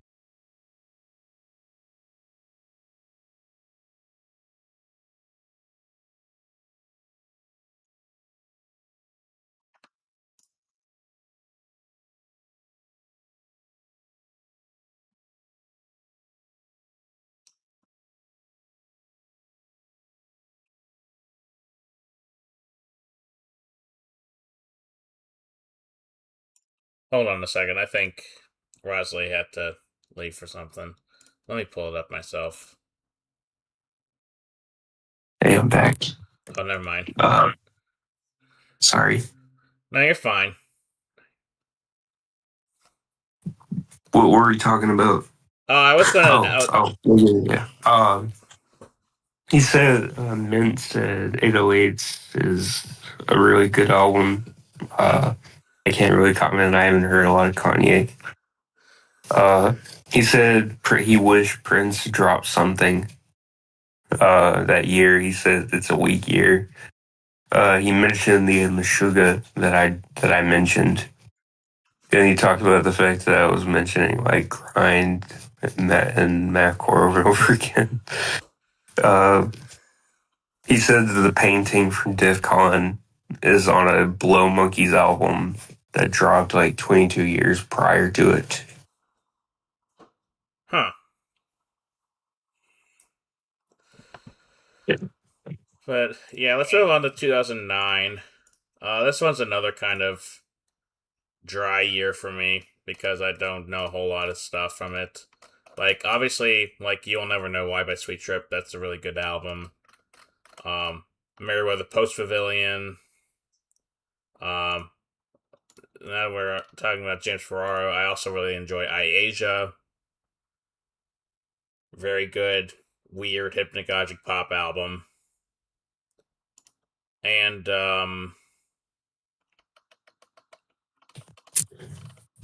I don't know. I feel like this year is more of a metal year than like other like a I don't know what's the opposite of metal, but um so I feel like you might have more to say, but I'm not sure. Yeah, even for me, I hadn't heard like a lot. And of course, the majority of it is metal that I've heard this year. Um, I'll still talk about a few things. Between the Berry and Me, like again, followed up Colors with a really good prog album. That's more so prog than than Colors was. A lot of good songs, really good musicianship. Um, let's see, Ava Ray, her her debut album dropped this year. It's really good, really fun art pop with a lot of different ideas that work very well. Um, the um, the last or the second to last, and it's not under the Black Sabbath name per se, but it might as well be a Black Sabbath album. Heaven and Hell, the Devil You Know, was with Dio on vocals, and it's a really good record. It's another round of sinister songs from more or less Black Sabbath again, but just under another name. And it's got a lot of really good songs and good songwriting to it. And it's definitely like Sabbath at some of their darkest songwriting, to be honest. Um, And that's the last album that Dio was on, right? yeah, before he passed, yeah. Um, there is Lady Gaga, The Fame Monster. I mean, that one is just a really good landmark pop album. It's got a lot of fun hooks and, I mean, era defining songs on it. Yeah. And I don't know why it's considered an EP now. It was an album at one point. I think it was because the Fame Monster is technically like it's technically like the deluxe version of the Fame, which came out the year prior. mm, okay, I see what you mean. Uh, you didn't mention it, but Mastodon Crack the Sky is really, really, really good. It's really good prog album. It's got a really strong concept and it's surprisingly very like emotional and has a lot of depth to it. Uh, St. Vincent actor is also very, very good. Oh, how did I Very forget good about art Saint pop Vincent? album. I I remember enjoying Saint Vincent back when I did a dive on her like what 5 years ago, I think. Mhm. And I remember Actor being one of the albums that I really enjoyed from her. It's a really good one. And I have two more that I've heard that I really like this year. Um, Sun, Monoliths, and Dimensions is a really, really beautiful record. Like, I've never heard a metal record like this, really. It's gorgeous. It's got moments where it's just so hazy and so just otherworldly. Um, and then I would say, I don't know if you've ever heard of Magma, but and I don't even know how to say this. I'm in it, right? I don't know, but it's just a really, really good jazz rock record that has a lot of ideas to it that are so just crazy and it just works so well. Yeah. It's one of their last albums too. Like they're from the '70s, Hmm. and then they came back in the 2000s after being gone for like 2 decades. Sounds like they had a They better reunion than Steely Dan, if you know what I yeah, mean. yeah. Their other one that I haven't heard from the 2000s is also really below. Hold on, I'm gonna have to leave the chat for a second. Okay. So I guess in the meantime, let me hide Google real quick so you don't see. Let me see what people are chatting real quick. Uh,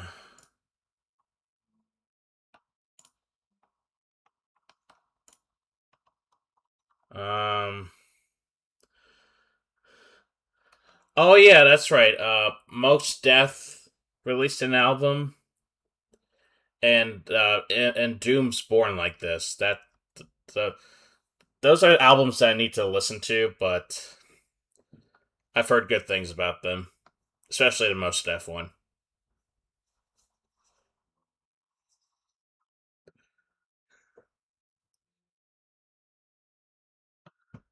Um,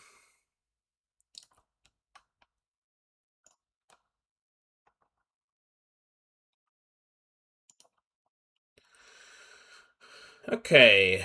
Um.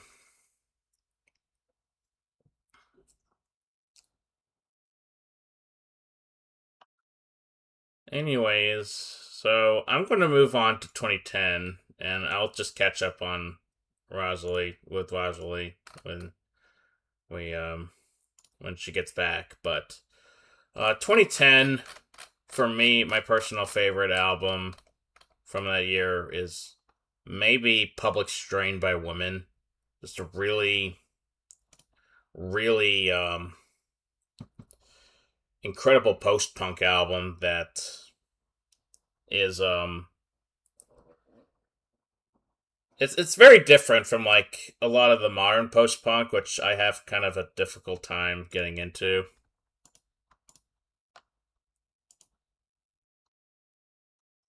Hold on a second.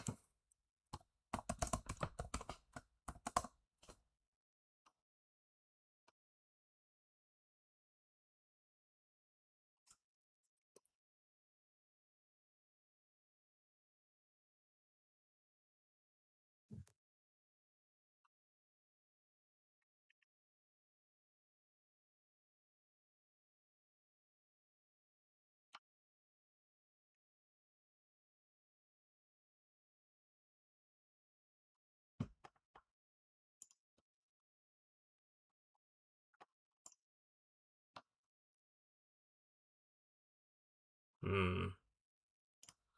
Yeah, sorry about that. I need to check something real quick.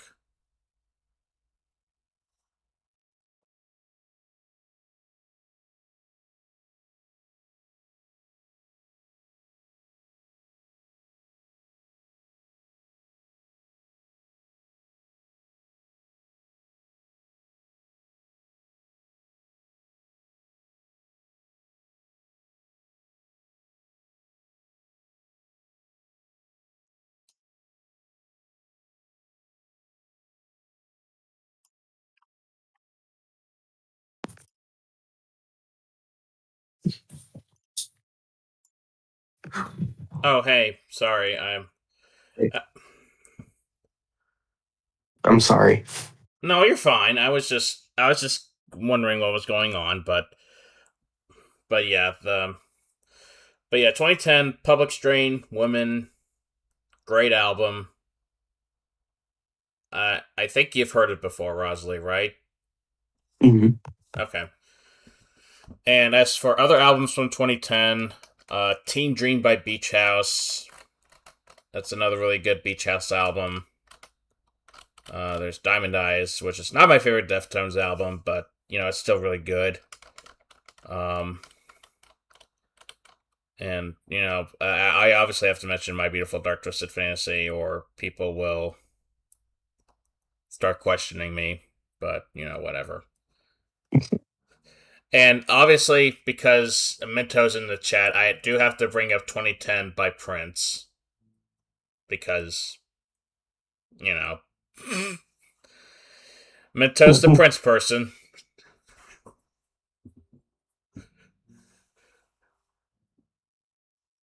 But yeah, if we can go through this a little bit quicker, that'd be nice. But like I'd say, Okay. like, how about this? From here on out, we only talk about like 3 albums each from each year, maybe 5. We can do 5, and we'll try to be a little bit quick about it so we can get to the next part of the stream.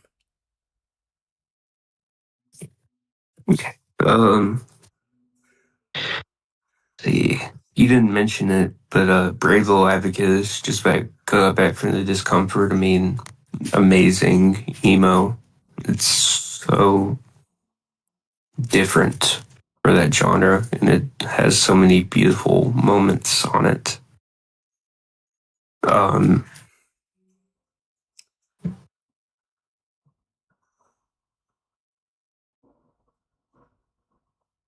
Um, I like where Ghost started more than anything. I love Opus Epinemus. I think it's a really, really good record, and I think it still holds up really well. It's a really good doom metal occult rock record. I think it has a lot of really fun energy to it, but it's different from everything that they would go on to do past that one. Um, Fly Low with Cosmogram, I mean, that's a classic jazz fusion record, classic IDM record. It's beautiful. Uh,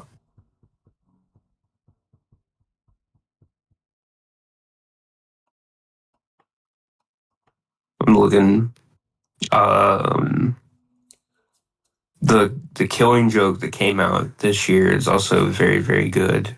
Um, Again, it's not near as heavy as their 2000s output, but it's very very like it's almost shoegaze adjacent. Um,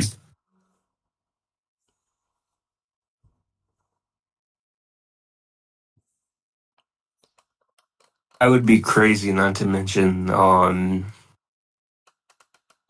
Nails on Silent Death. That's probably the last one I'll mention. It's a really really brutal record, and Anthony Fantano like shouting it out all the way back then definitely probably helped it gain popularity. And I think it's very deserving of its reputation and its catapulting into the grind like pantheon, I guess, if you want to say. Yeah.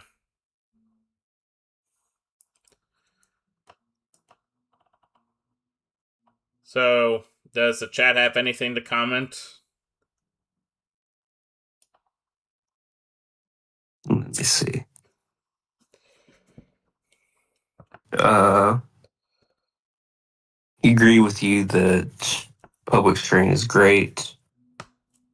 He mentioned Doom Born Like This for last year. Uh, he said that the Lady Gaga Fame Monster was an EP at first. Uh, let's see. You mentioned 2010 by Prince. uh, so the obligatory Kanye mentioned Plastic Beach. Kendroid The Roots he mentioned. He said it's okay, it's your birthday, you can do whatever you want. Yeah, Killing Joe in 2010. Yeah, they're still around actually. They have albums Wow. from then on. That's actually a really good one. Uh, he mentioned Sufjan's album from that Jan. I don't know. Sufjan Stevens, The Age of Yeah, Odds. yeah.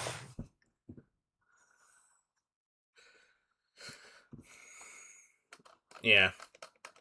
Anyways, 2011 is a weird year for me because a lot of my favorite albums from that year are not really on the list. Like, I mean, there's Fun Fantasy, which, that's obvious. But uh, one album that I think is really underrated, and I've mentioned this a whole lot. Well, maybe not a whole lot, but I did want to shout it out. Days by Real Estate.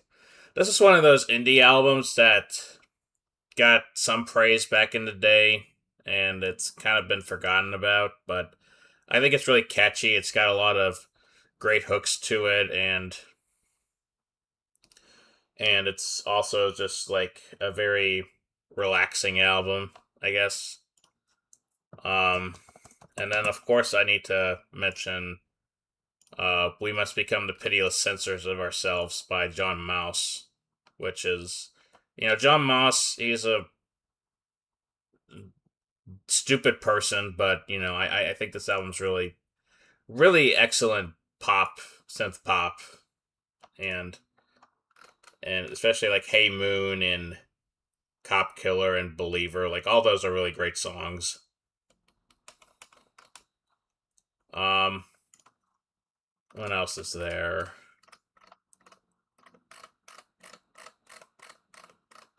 Oh, I've heard "Race" by Alex G before.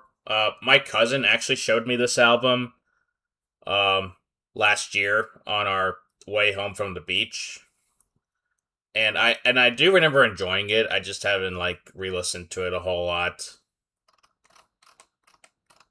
And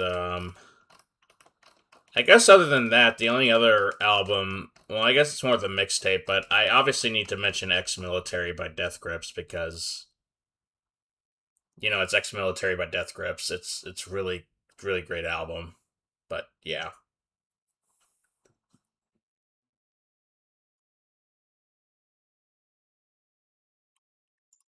Yeah.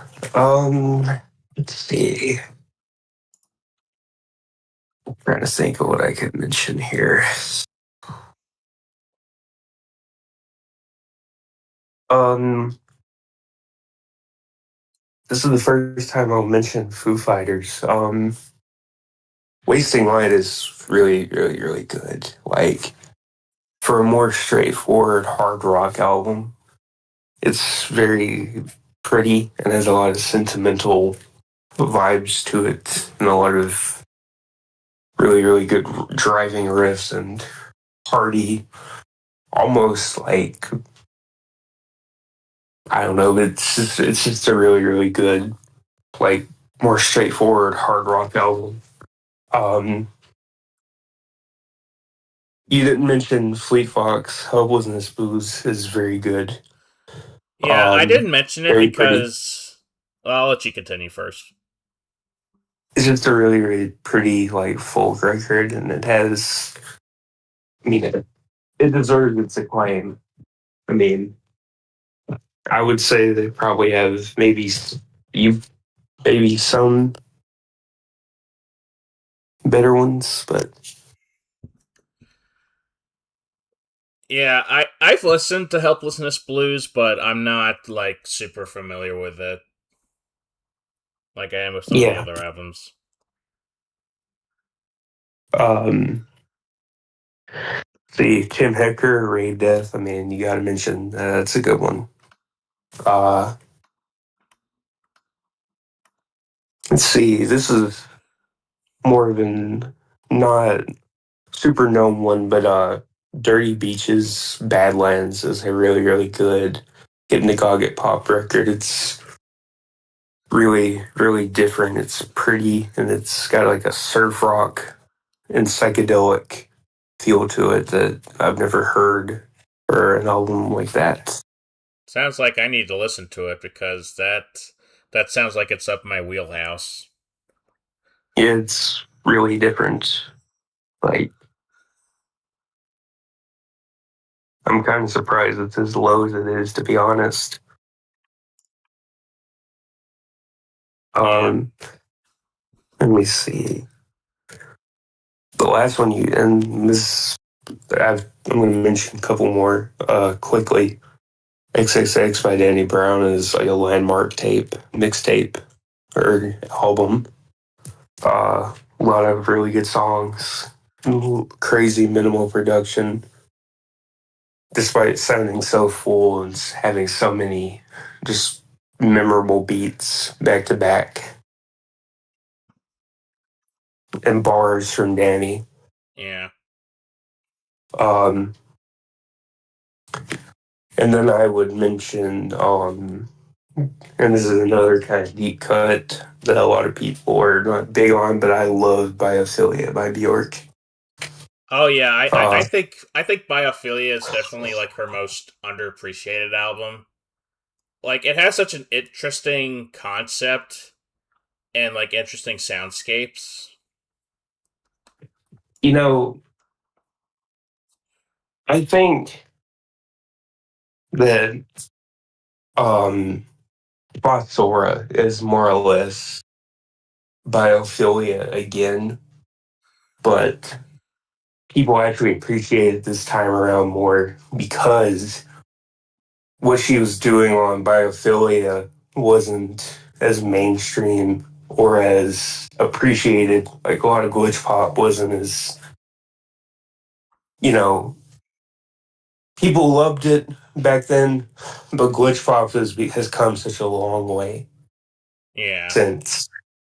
And around the time Phosphor dropped, that's around when more and more electronic sounding records were getting more recognition, more following online, and Phosphor just dropped at the time when everyone was getting into it. And, if I'm saying if Biophilia had dropped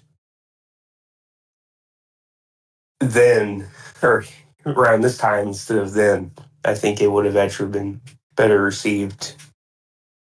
That's just me, though. Yeah. But yeah, does the chat have anything to say or add? Let's see. Um, Minto mentioned Kaput by Destroyer.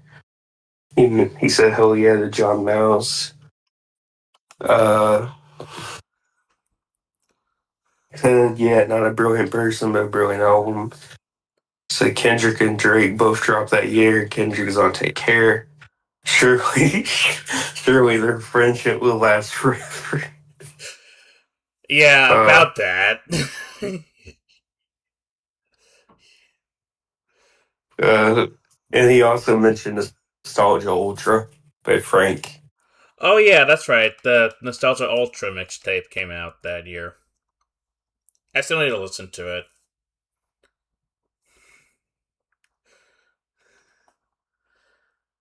Anyway, so 2012, I'm not going to scroll through the list because there's a penis on one of the covers, and I don't want this video to get taken down. So, yeah. But I will scroll down a little bit. So, this is my favorite album from 2012, Koi no Yokon by Deftones. It's probably Deftones I like their dreamiest, arguably. And it's just such a, a, a breathtaking experience. Like, it's also has a lot of personal connection to me. Like, without getting too into detail, like, I was listening to this album someone when something like tragic happened, and like I always kind of associate with that event. Like, I try not to do that. It just so happened, but yeah, but yeah, without getting too much more into that, that's basically that. But yeah, Koi no Yokon is great. I also really love The Seer by Swans.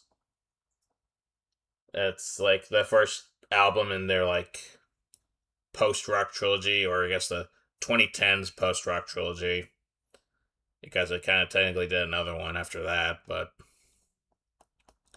yeah, the Seer is great. Money Store is great. Um, Good Kid, Mad City by Kendrick is also really great. And I think that's all I'll say for right now.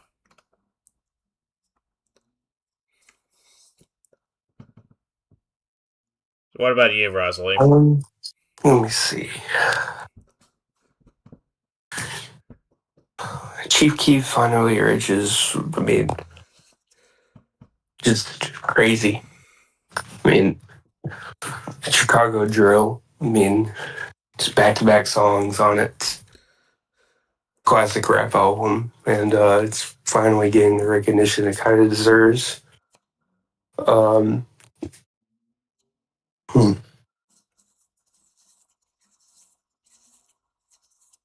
I'm looking through. This is kind of a weird shout out and a really underrated shout out and a really kind of overhated album to me.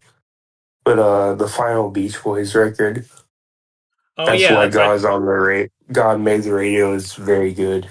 Very, very good. Very pretty to me. Yeah, I don't remember much about that album, but I do remember the last leg of it being really special. It's really like kind of sad even. It's their most one of their most introspective records that they ever made. Yeah.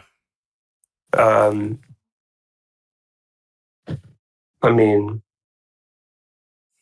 Besides those, I love Reign Supreme by Dying Fetus. Um, that's just a really good, brutal death metal record. It's crazy and it's got back to back songs on it. They're just so brutal. Did you mention Kendrick already? I mentioned it briefly, but I didn't go like super Yeah. in depth. Well, I'll pick something else. Uh, and you gotta mention Godspeed with Hallelujah, Don't Bend. Oh yeah, That's that's another right. That's the year incredible record. Godspeed dropped something. Yeah, Yeah. Um, it's really, really good. Channel Orange by Frank Ocean. I mean, it's a really, really beautiful uh, R&B record. Slow burn of 1-2. yeah, Um, and I've got two more I'm going to mention. One of which is really like polarizing, and the other one is like beloved. I mean, The Weeknd, his entire trilogy of mixtapes is amazing. It's his best work. It's back to back foundational records. I mean, songs. yeah, There's a reason why he blew up. Is all I mean. He earned his way into where he is now. yeah, And um, New Deluxe Life. Um, Sakai Kara Kaiho. Sorry, I'm not saying it wrong, but it's it's largely hated, but very important sound collage album in vaporwave. You know, it's very.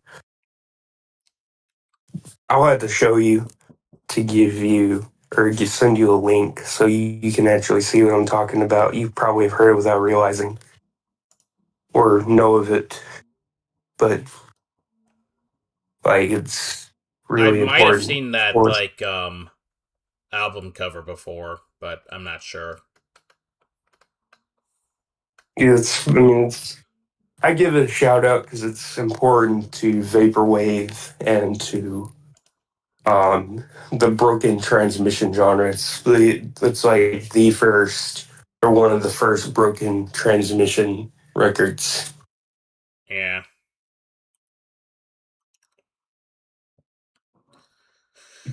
And I actually really love it. It's really some people find it annoying, but I find it really, really eerie, kind of disturbing, and really just creepy and ominous.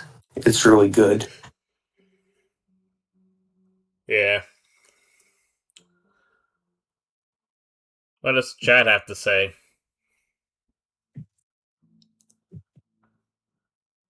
Uh,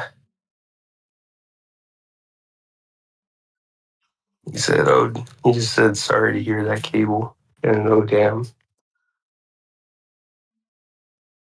Oh, okay. he replied to something you said. Oh yeah, the Koino Yokon story. Yeah. Yeah, yeah,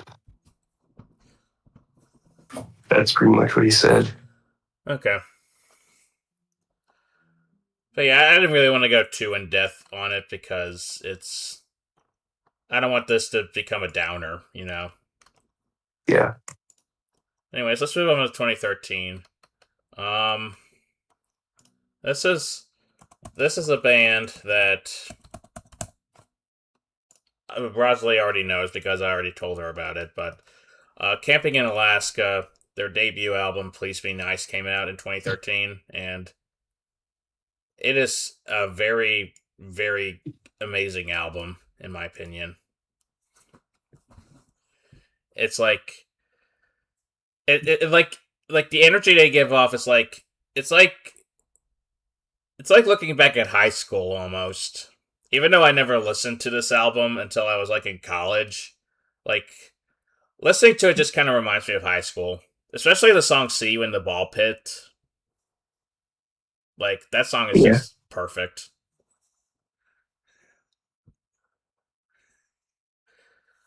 And as far as other albums from 2013, there's Sunbather by Death Heaven. That's a very controversial album within the black metal spaces, but I I personally think it's really good. And what else is there? It's not a lot of 2013 albums that I've heard, to be honest. Well, I guess there's MBV by My Bloody Valentine. That's I know there's some people who don't care for it, but I think it's really pretty. And the final album that I want to mention is probably the strangest one of the bunch. And that's Cat's Millionaire Fun Fun Fun. Yeah, that's a good one. It's really Yeah, it's a very it's good really like good.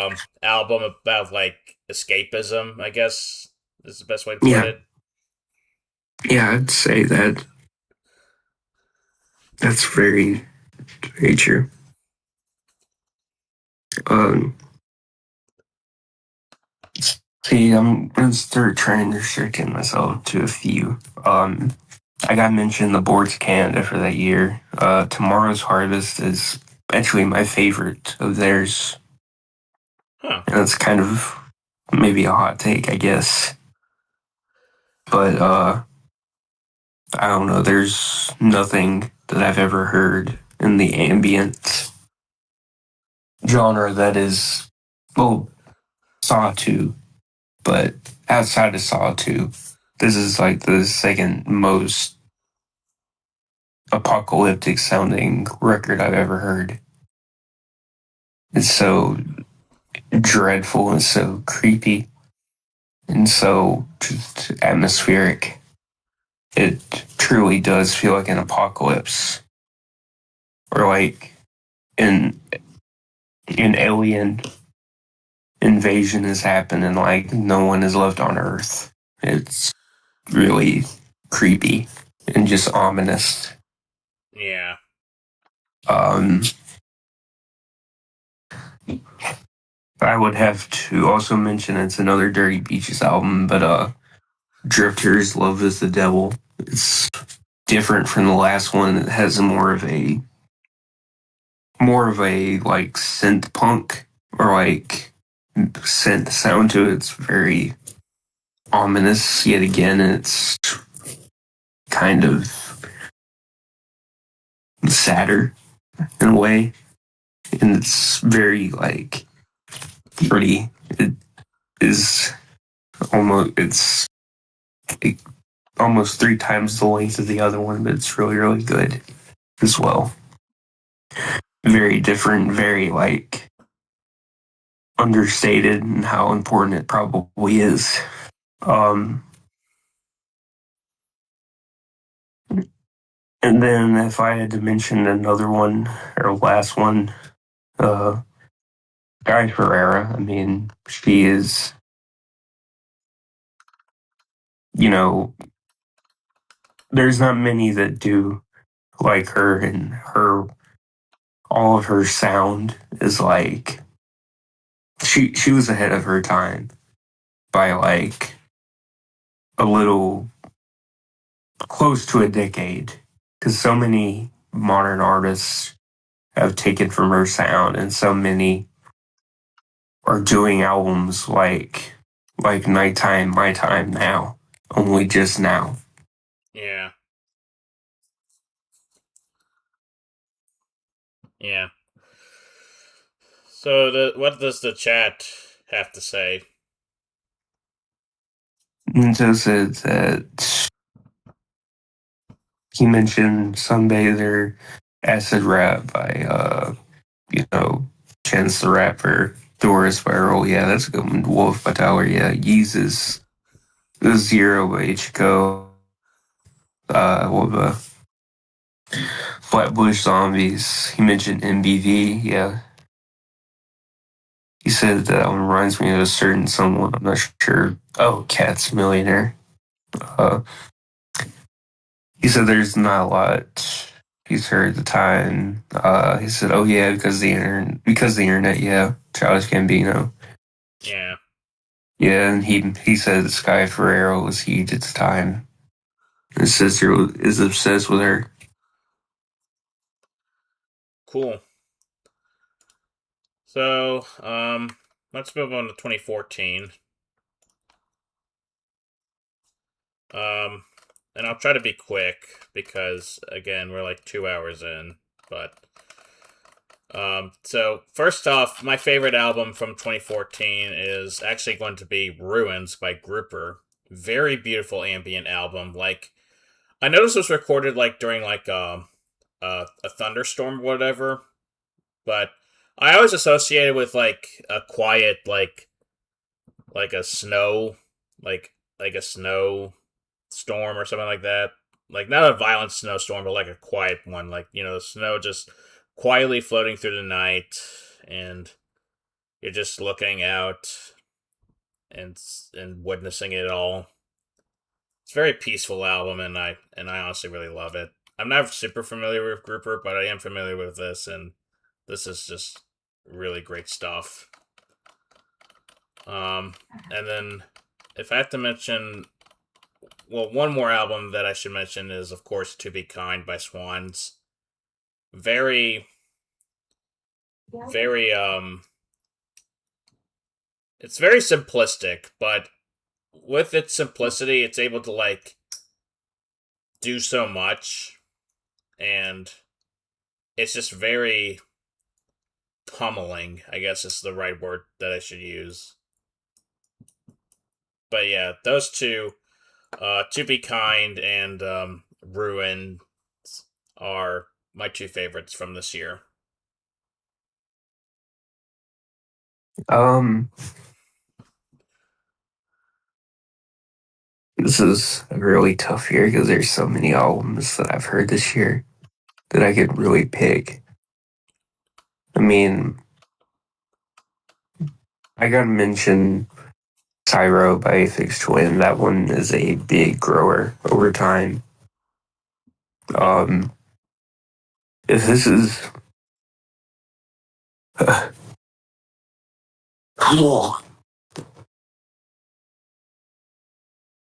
sorry, if this is if this is the final album he ends on, I would not complain at all. It's a beautiful record Yeah, in the way, and it's just it's so bizarre, but I love it so much. yeah, Um, it actually used to be my least favorite of his, but it's probably still is to be honest. But it's still so good. yeah. I Saying really a don't think lot. Aphex Twin has a bad album, like a bad studio album. No, he does not. Um, I gotta mention Always by Always. It's a really, really good modern jangle pop album. It's pretty, very pretty. Yeah, Um,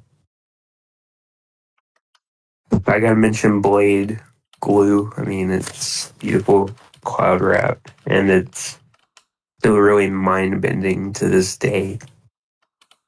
Yeah, there's nothing that he has that sounds like this. Um, and I know I've already reached my limit, but I gotta mention this. I'm sure out at least once. I mean, there's a myriad of albums that they dropped this year alone. They're all varying shades of like amazing. But the one I would mention is Regret When It Was Lost. I mean, it's such a deeply sad record, and it's so just beautiful. yeah. And but you can get lost in it so easy.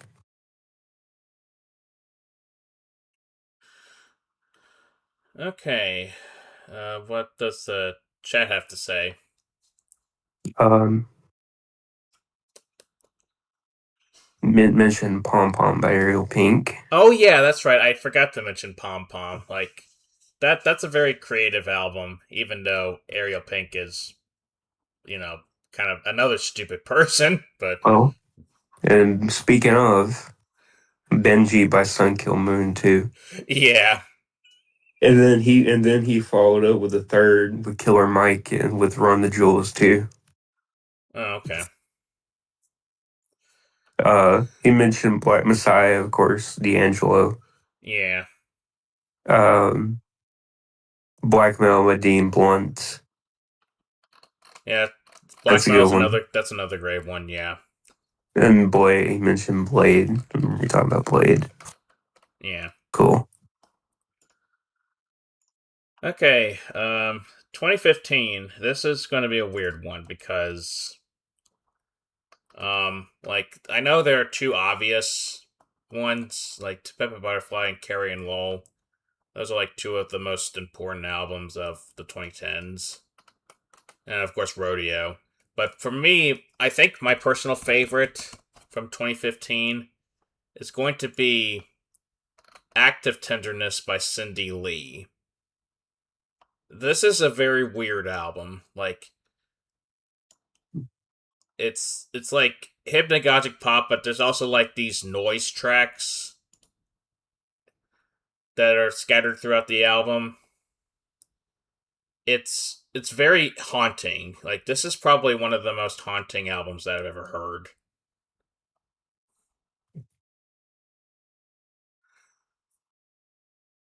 And You can drop a link because I don't think I've heard it. okay, let me post it in your chat.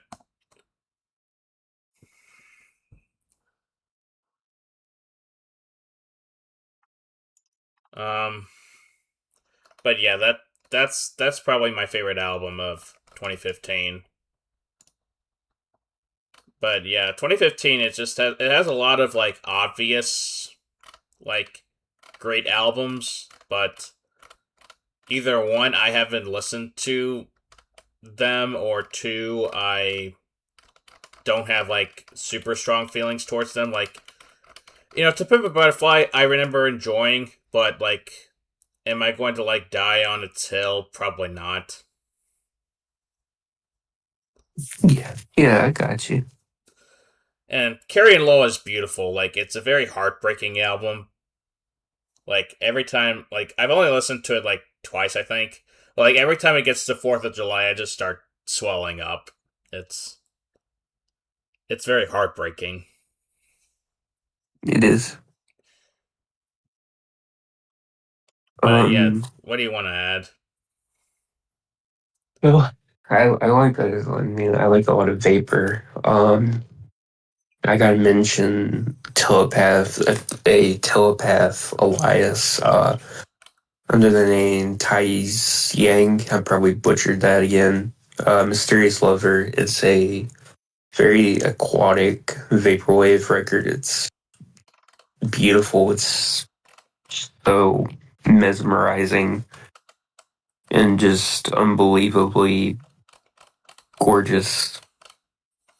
It's very like unreal just how beautiful sample manipulation can really be. Yeah, Um, like I mentioned, Kamasi Washington with the Epic. I mean, that's an amazing modern jazz record. Um, Lots of back-to-back songs on that are gorgeous. I do think it runs a bit long, but in reality, I mean, it's still like an amazing record. There's not a single bad track on it. Um, I would also have to mention, um, I mean, Carly Rae Jepsen with Emotion is really, really, really good. Um, and I will again have to mention a string right quick. Future DS2, I mean, it's a classic trap album. Very, very important to the modern landscape of hip hop. Um, Gong Jun Duduk, I mean, his their debut record is just gorgeous psychedelic folk. Really, brought in a whole, Midair Thief. Yeah, It's Midair Thief, but yeah, under this name, it's Gongjung, but really important record for modern folk and very understated in its influence. Everyone points to Crumbling, but that's where it really began, in my opinion. Um, the last one or the last two I mentioned briefly, uh, George Clinton, 100% Electronica. I mean, the man started a whole vapor pop movement, and he's arguably the first vapor pop artist, if you want to say that, or hypnagogic pop, however you want to say it. yeah, And of course, George Clinton or George not George Clinton, but Clarence Clarity. No, now I mean it's monumental glitch pop album, yeah, really important. Uh, really important in terms of the of modern pop and another predictor of what some modern pop would come to sound like. yeah. Same with hyperpop too. Is kind of Yeah. in that lane. So, real quick, what does the chat have to say? Um, Mint mentions radio live from the dentist's office by Injury Reserve. Ego Death by the Internet. I don't like shit. I don't go outside by Earl. Yeah, that's a good one. Cherry Bomb. Yeah. Fetty Wap. Yeah, he's not wrong. He did have 2015 on lock. Private with Sophie. I was gonna mention that one, but Oil Weird Pearls We'll is save our gonna. Sophie praise for oil. Yeah. 100%. Yeah, I beat you, or you probably beat me to that. But yeah, I was gonna shout that out. Uh, of course, he mentions Hit and Run Phase 2 by Prince Oh yeah, that's right. That's the last Prince album that came out while he was alive. while he was still alive. Yeah. Okay, let's move on to 2016. It's been 10 years since 2016, and a lot of stuff happened in 2016. So I'll try to keep it as brief as possible because, good God, there are so many albums that came out in 2016. But yeah, Blonde by Frank Ocean. That's probably my favorite from 2016. Um, and then Atrocity Exhibition's great. Like, very. It I don't know how to describe Atrocity Exhibition. It's like if an experimental hip hop artist made like a post punk album, or tried to make a post punk album, or something like that. I can see that. And then Um, obviously, a Moonshaped Pool by Radiohead. Uh, I hope this will be their last album because I honestly, after 10 years, I really don't think they can make a follow up that'll live up to the hype. If I'm being yeah, honest. you're right. And then Um,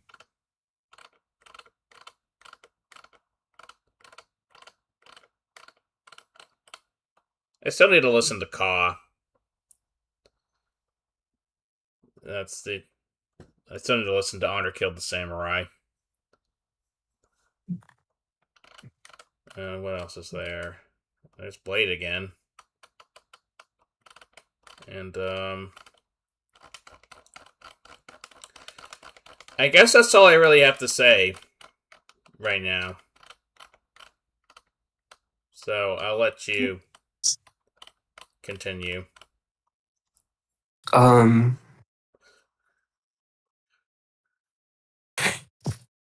Let's see. Um, you can't really mention 2016 without not mentioning Beyonce's Lemonade. Really, really empowering record. Um, Beautiful and very like sassy and angry. Very, very angry. You wouldn't expect it to be angry, but it's so, so angry. Yeah. And it's very, very, very like important to modern pop as a whole. Yeah. And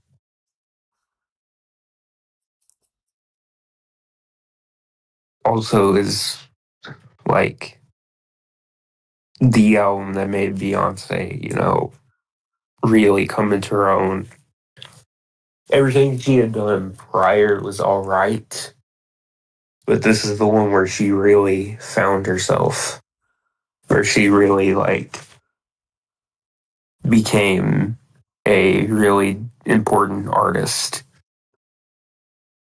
You mentioned Blade briefly, but I mean, Ever Since is worth a mention too. It's foundational cloud rap record, and it's sad, and it's really just drenched in atmosphere, and it's just harrowing at times. Um, I'm gonna mention maybe it's not the right place, maybe not the right time. It's my favorite Charlie project, and it's kind of an important thing for 2016. I mean, the Vroom Vroom EP by Charlie is like maybe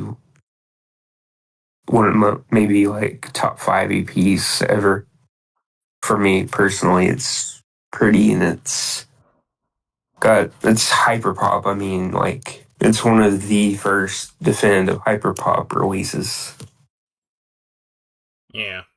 and it's just so so so good. Um,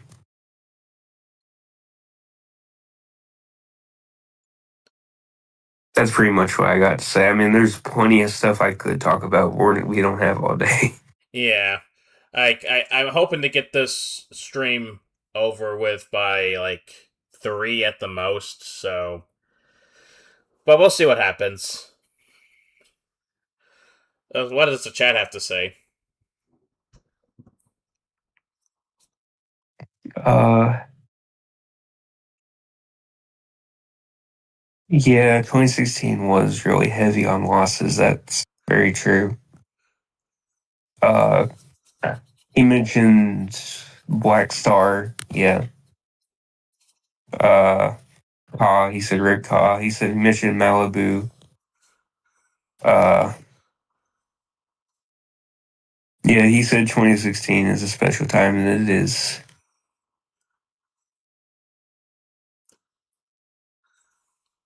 Uh, that's pretty much what he said. Okay. So now we move on to 2017, which we go from like a really crazy year to like a year I have no clue what to talk about because I'm not familiar with most of the stuff.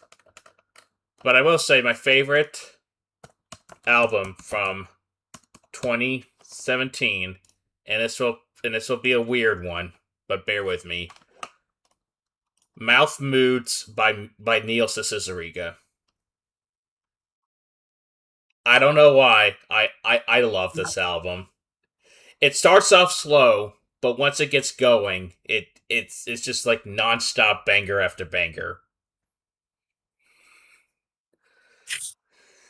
That's a very valid take. Uh, I mean, it also is very important for like the whole like mashup scene. Like that was around the time when mashup music was starting to become popular, and a lot of poor people within that whole scene would kind of. Excuse me. Tell him to hold on just 1 second. Hold on. Uh, Hold on. Try to.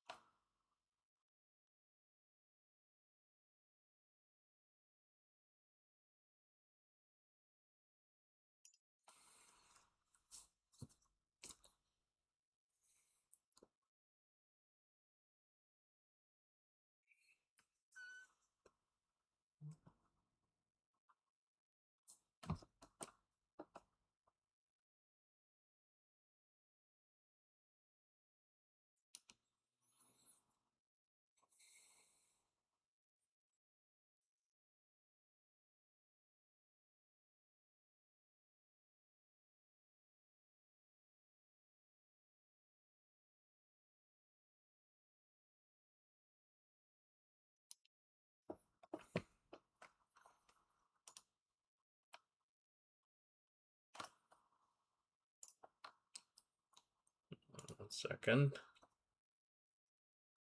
Let me just pull up the chat real quick.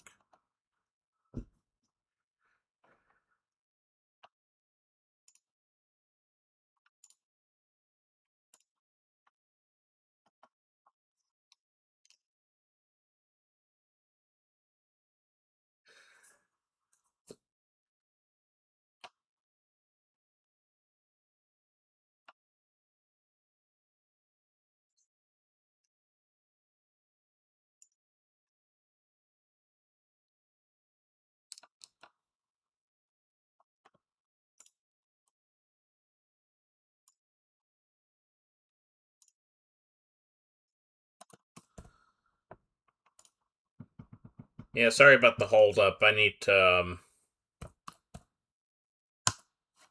Rosalie is doing something at the moment, and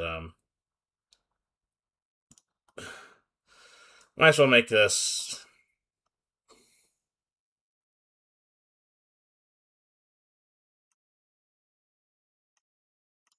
Okay. What is...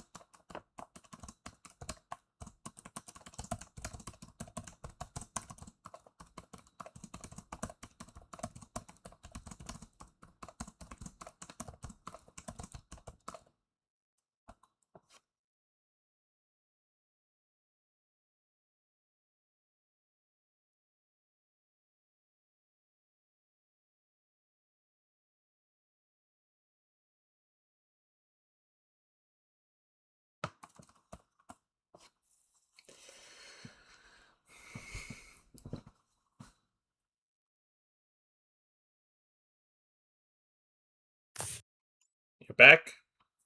Yep. Okay. So let me just pull this back up. Um, so yeah, Mouth Moods, Nielsen Segria, great album.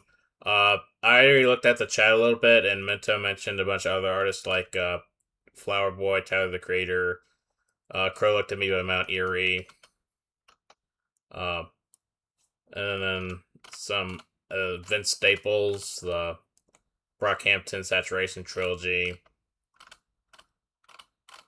But yeah, what are some of your favorite albums from 2017? Um, trying to see. I don't have a lot from 2017. Um, that would be interesting to bring up. That I'm looking. Um,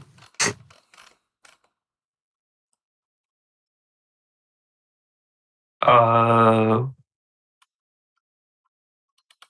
yeah. Did you mention King Gizzard with Flying Microtonal? Not yet. Yeah, that's a really good one. Very, very incredible microtonal rock. And I mean,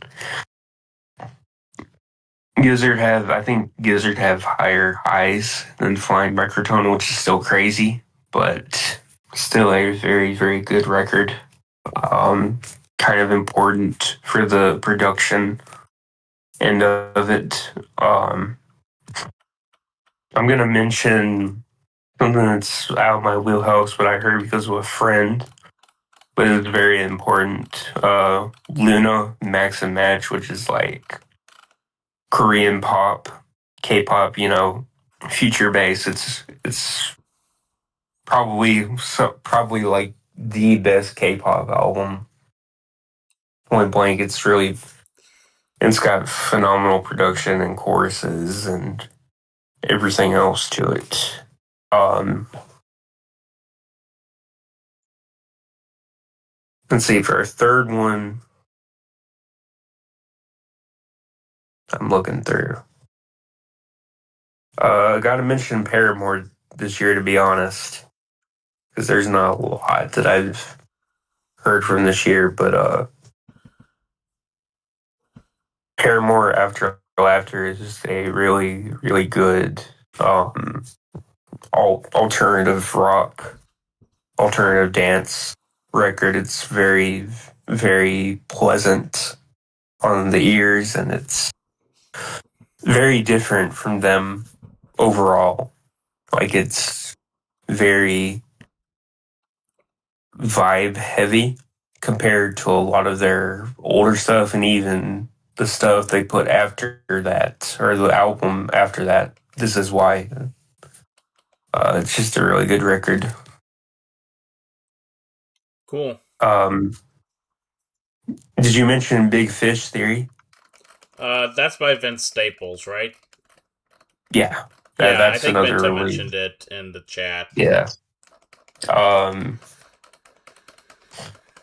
I gotta mention this is another Drain Gang. I gotta mention Young Lean with Stranger. That's his masterpiece, and it's just really, really pretty art pop, and it's very, very uh sad. But it's just really, really good, and it's got a vibe to it that not many records do have. Uh, probably his best record, point blank.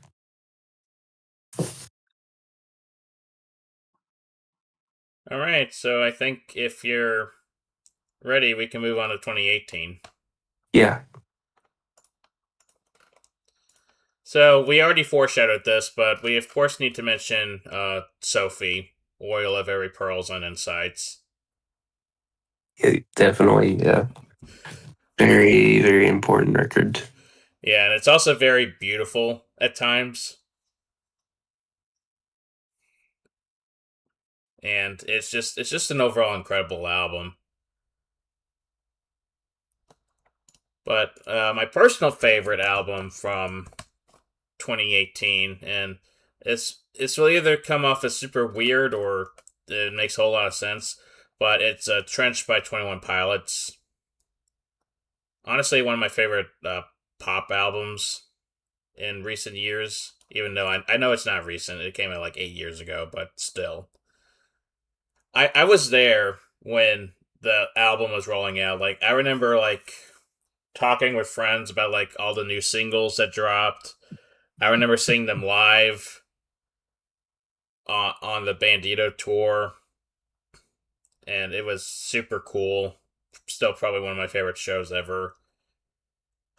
And even after all this time, I still think this album holds up. Like, say what you want to about 21 Pilots, but I think they really matured on this album right here. And I just really love it.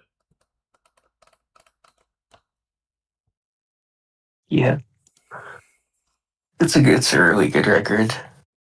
Um, you had to mention Taboo by Denzel Curry though when you're talking about 2018, because that record was everywhere. It Oh was so yeah. good.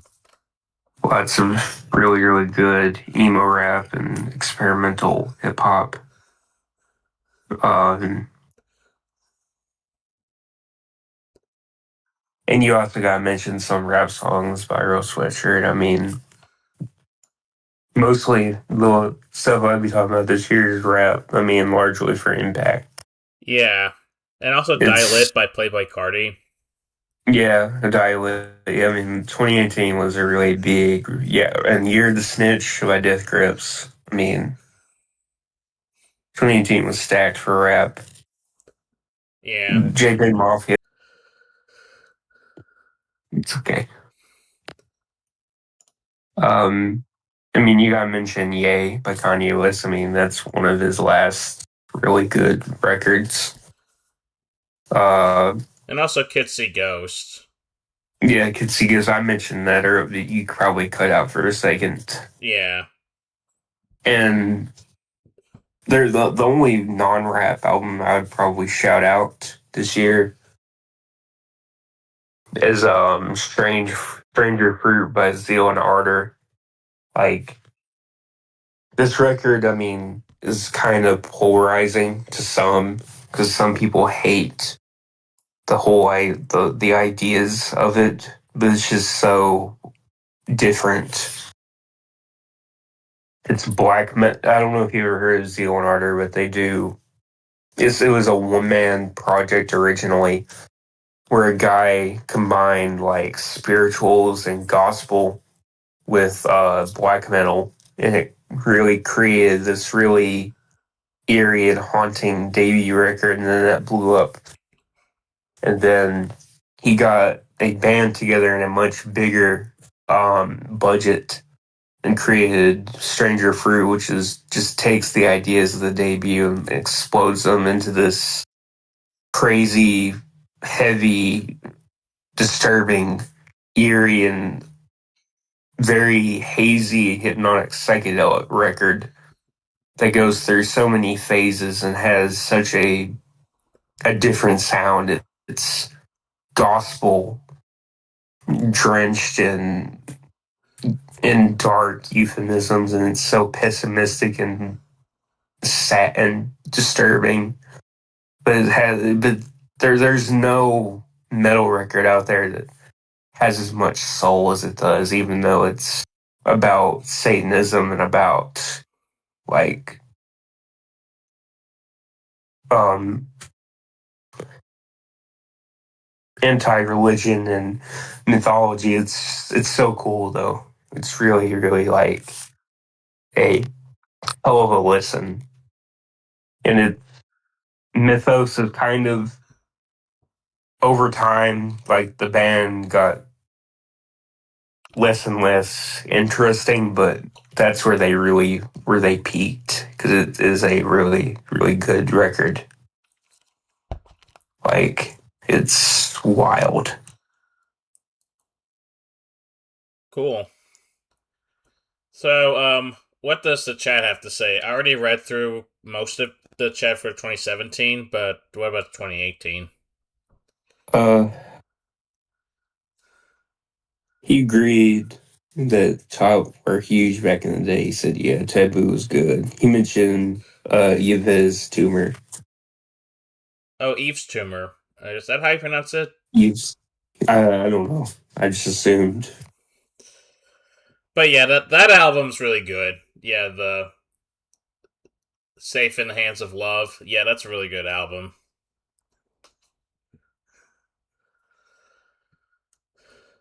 Okay, 2019. And, um, yeah, obviously Igor is incredible. Just a really incredible, like, soul album. Neo Soul. And it just adds a lot of character to it, and I just think I wouldn't say it's perfect, but it's very close to being perfect, in my opinion. And as far as deep cuts are concerned, there's this one album that I discovered in 2019 that I still think holds up. It's called A Boat on the Sea, and it's by Moron Police. I don't know if you heard of Moron Police, but this album's really good. It's really good. Progressive rock, pop rock album. It's like it's only like 30 minutes long. It's like ear candy from start to finish. It's I don't know what else to say about it. It's just really good.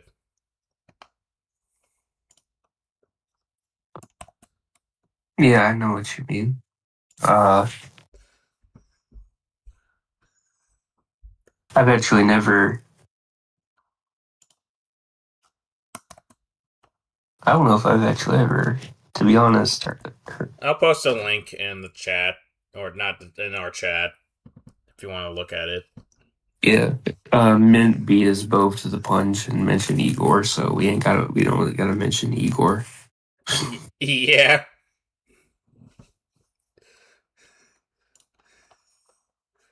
Uh,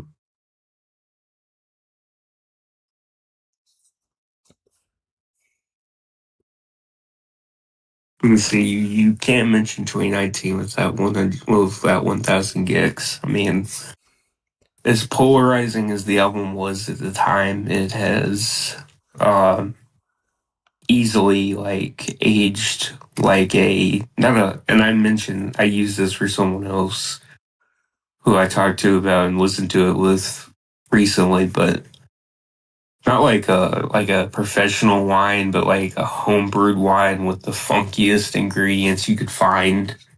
It tasted like utter crap at first, but is somehow miraculously aged into the most wonderful wine you could taste. Um, in the sense of like, yes, it is weird. Yes, it is spontaneous. Yes, it is random. Yes, it is very not much so not a conventional album, but the album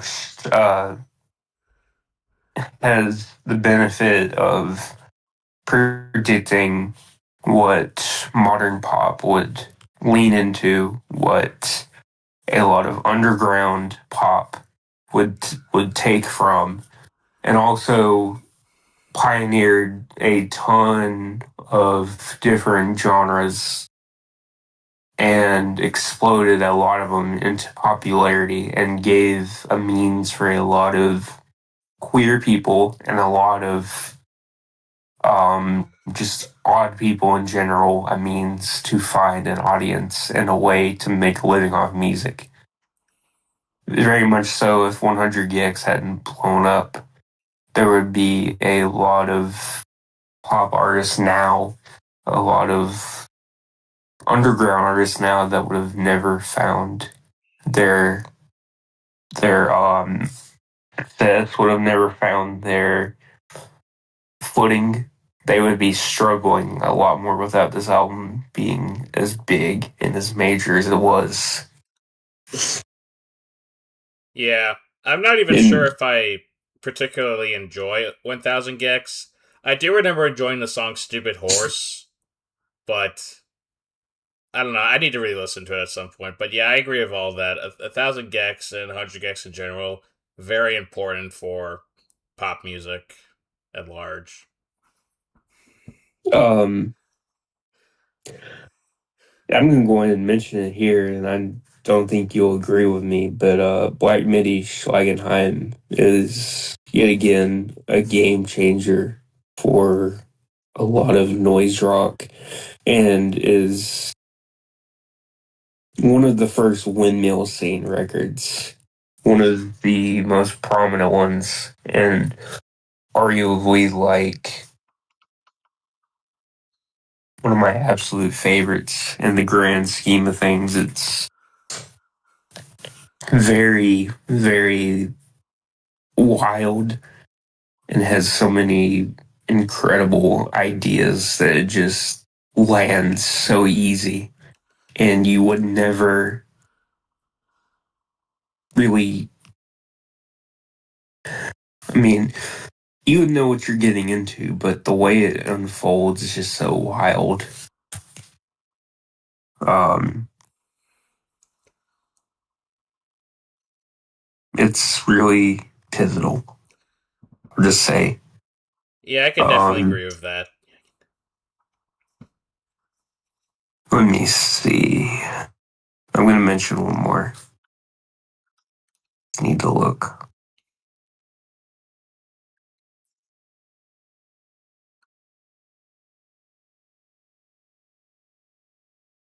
There's quite a few good 2019 records too. Um,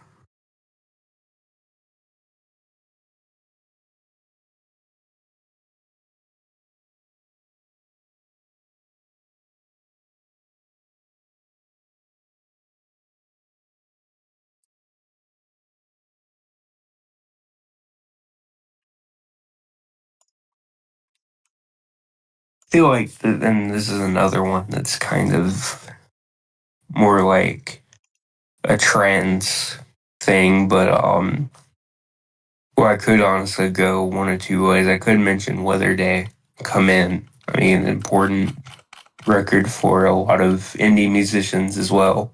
Yeah. But I'm gonna go with Ebola, the origin of my depression. That record is like it destroys you, and it's so sad, and it's disturbing as all hell, and it's just so hard to listen to at times. But it's foundational for a lot of what is culminating within the actual underground right now and has been over the last few years. Ebola is responsible for, additionally for a lot of like ambient and noise musicians to find their footing within this current scene, and she's largely like the one kind of leading that scene right now, in my opinion. Without her, I don't know what the noise scene would be like. There probably would be nowhere near as much noise as you see now. Yeah.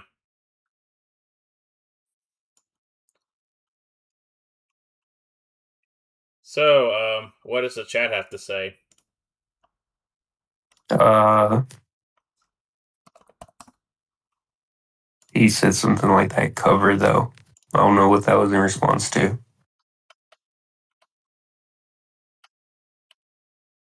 Yeah, I don't know either. Probably something with a wild cover. Schlagenheim, maybe? That has a pretty wild Yeah. cover.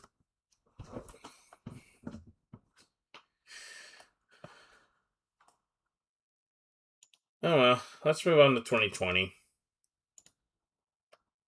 We're getting close.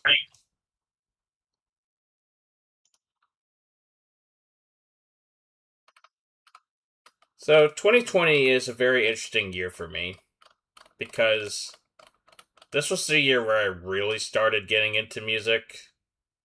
Like, I started listening to a lot of stuff, like I discovered a lot of stuff via radio music and all that. And I will say, one of the newer albums that really stood out to me when I was like listening to new music or whatever at first would be Songs by Adrian Linker. Just a very beautiful, very melancholic folk album that it's it's it's very much like this album only came about because like, COVID happened and like, Adrian Linker was stuck in her house and she decided to record this album along with an instrumental album. And yeah, it's just a very beautiful album. I don't know what else to say about this one. Sure. And then, of course, if we have to mention 2020, we need to go to The Red Christmas, if you know what I mean. Yeah. Whole lot of red. Yep. I Say mean, what you will that's about really it. It's made an well. impact. I mean, yeah. There's no record like that. I mean, there's a lot. Like, I mean, like at the time. I mean, it invented. It is more or less the blueprint for modern rap Yeah, and a lot of underground hip hop too. yeah. Um, Let me see.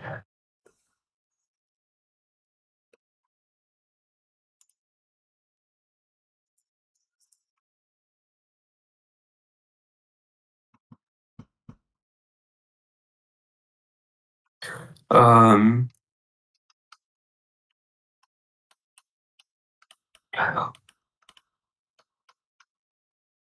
I don't know if this is really a good mention or not. It may be a waste of a mention, but I think it's kind of important. You know, 1,000 Gigs in the Tree of Clues is like, it changed the perception of a remix album for me. And I think for a lot of people too. Because, like, there's so many remixes within that record that are just crazy.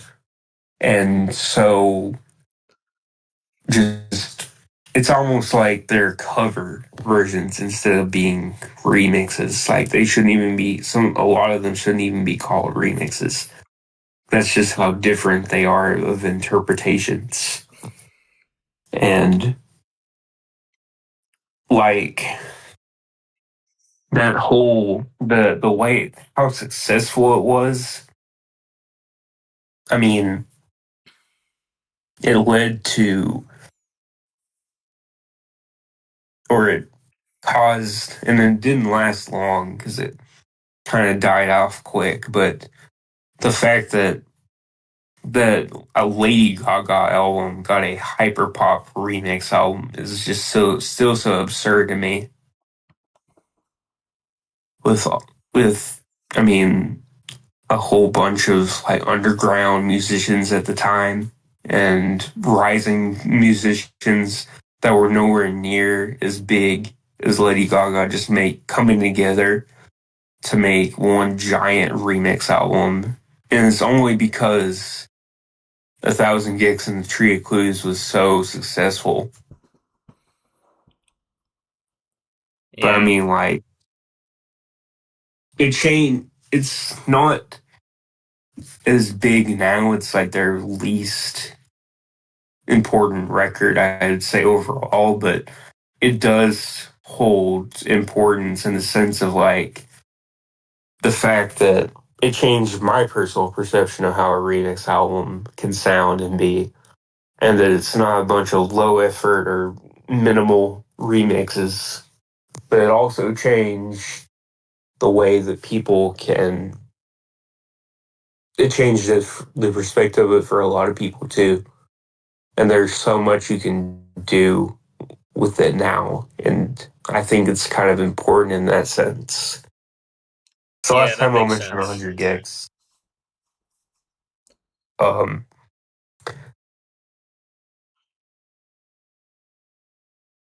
let me see.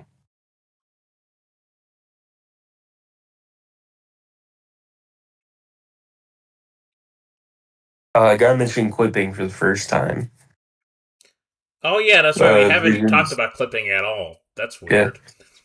visions of bodies being burned is just like horrorcore to the max, and it's so good. It's so eerie and disturbing, and but also it's very campy and fun at the same time. There's not a lot like it. It's just really fun, and there's wild beats and features on it. It never loses sight of its really crazy ideas. And as much ground as it covers, it never gets old either. Um, the last one I'm going to mention for this year, because I know we need to move on. Um, Concord Van. I know that's a weird one, but um, just like I don't know what to say, man. It's just an insane record. There's so many ideas and so many just branching ideas in only less than 20 minutes. It's just such an incredible record. Even even despite it being metal, you could honestly throw it on at any time of day and you'd be relaxed listening to it. That's just how good it is. And it's probably one of my favorite records. of the 2020s because it shows that experimentation that a lot of bands of the 90s and 2000s, offshoots mainly Mr. Bungle, but the fact that raw experimentation never left, and it's just such a wild album. I love it deeply, and there's not a lot like it. Cool. So, what does the chat have to say?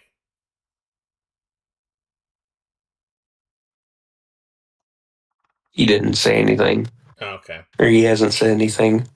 Okay, he must be busy. That's fine. Um, let's move on to 2021. So, 2021 is an interesting year because I feel like if 2020 was me starting to pay attention to new music, 2021 is where I really, really started paying attention to new music. Like, I was there for like the hype for sometimes I might be introvert, or by the time I get to Phoenix, or for the first time. Also, Paranol blew up, and that that was a huge deal for me. Uh, Yeah, this that this split right here is probably my favorite thing that Paranol's ever done. I know it's a hot take, but I don't know. no, I know what you mean. Um, to add on to that, I would argue like 2021 is the year that like where you could be an indie musician and where you could 2021 is the year that proved that indie musicians could make it big and that you didn't have to struggle as long as people found your art and they resonated with it. That's all you needed to get big. And Paranol is the biggest shining example of that because he was not literally known by many before this year, before 2021, and then just all of a sudden, word of mouth, and bam, he's like one of the most beloved artists on the site now. And in general, in the shoegaze scene, the modern shoegaze scene. Yeah, But really, really, to see the next part of the dream is really, really pivotal for modern, like indie artists and indie rock, and shoegaze. Not even just like in its sound and its ideas and its production choices, but it's just in general the symbolism of it blowing up yeah, and what it could do for others. yeah. One more album that I want to mention real quick is the final album from Low. Hey, what? Yeah, that's a good one. It's just a very Sad too. bitter. It's very bittersweet now that Mimi Parker is no longer with us, and this would end up being their last album. It's still really, really sad. Yeah, But it's a good one to end on still. yeah, A really beautiful record.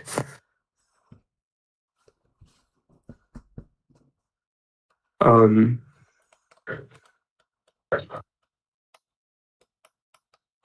I kind of share the sentiment that like this is the year where I really started paying attention to a lot more music. And this is also the year where I started, well, 2022 is when I got my RIM account myself. And that year I really started to pay attention to more indie stuff and more underground stuff and more current stuff too. And there's a lot I could honestly pick. Um, but of the stuff I had to pick, like, or have to mention, The Kick series by Arca. I mean, dropping 5 albums over the span of 5 days is crazy. And the fact that every single one of them were amazing, too, on top of that, is just so commendable. And are important modern electronic records, and each of them for different reasons too. Or not all 5 kicks, but kick 2 through 5. I mean, but anyway, um, the other one I would have to mention, um, there's honestly so much I can mention. Kind of hard to pick. I mean,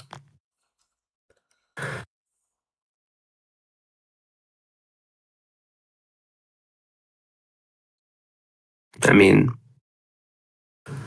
I'd be crazy not to mention Jane Remover with Frailty. I mean, that record has yet again, like, it changed the landscape of underground pop and glitch pop, and it's a modern classic within that whole scene, and in general hyperpop too. Yeah.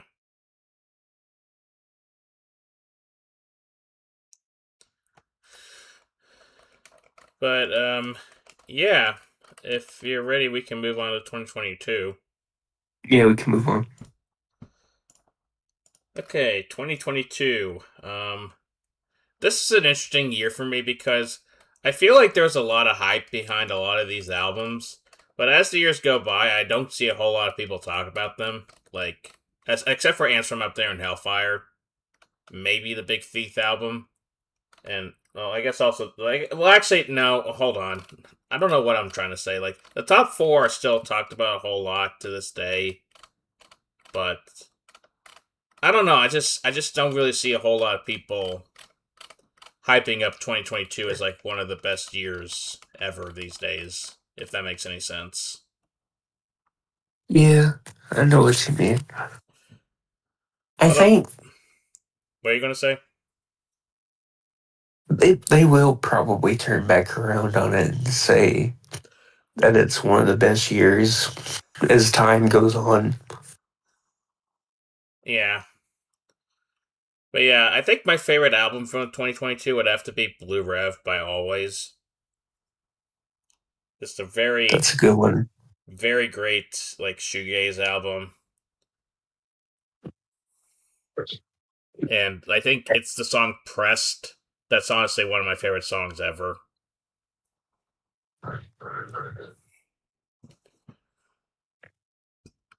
That's a good one. That's a really good pick. Um, I'm trying to think of stuff because this is the year where I really like this is probably the most records I've ever heard in a year. Um, let's see. I mean it's personal bias because it's one of my favorite albums. It's in my top 5 actually, but for now anyway. But Canoper's Notebook, Fish Whisperer by Violet Pony is like and a beautiful, very vast record that explores with so many genres and hops between like progressive rock and art pop and glitch pop and indie-tronica and synth pop just so well and so seamlessly. It's important to my identity in a lot of ways. It kind of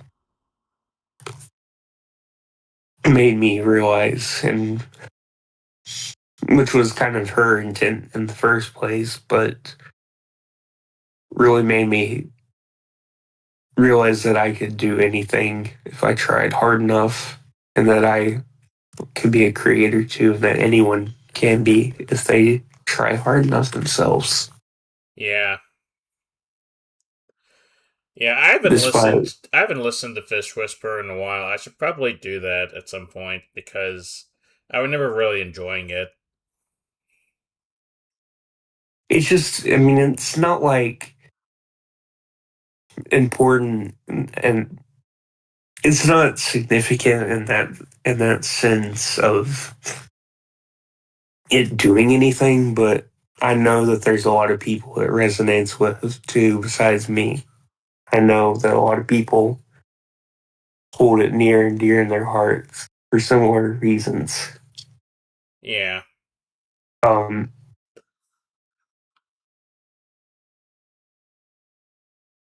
Besides that, there's so much I've heard from this year. It's kind of hard to pick. Um,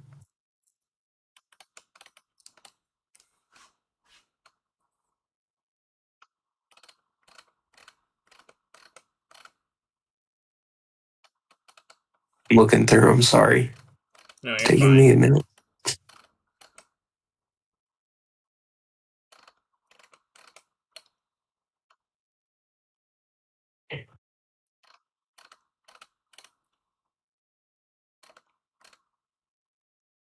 Um,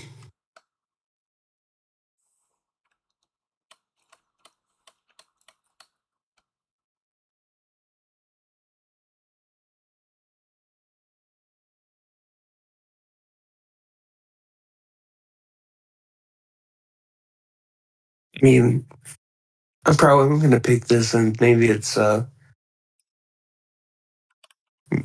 I've already talked about Blade once, but this time it's not just Blade, but it's also Echo 2K. Crest is a really beautiful pop record, and it just is so beautiful and just so nice to put on. It's fun to listen to, and it's just really like just so pleasant. There's not a lot like it for what it does, and then I really wish that they would have done another album in similar in vein to it because it's just so pretty and so unlike anything that either of them have done up to that point.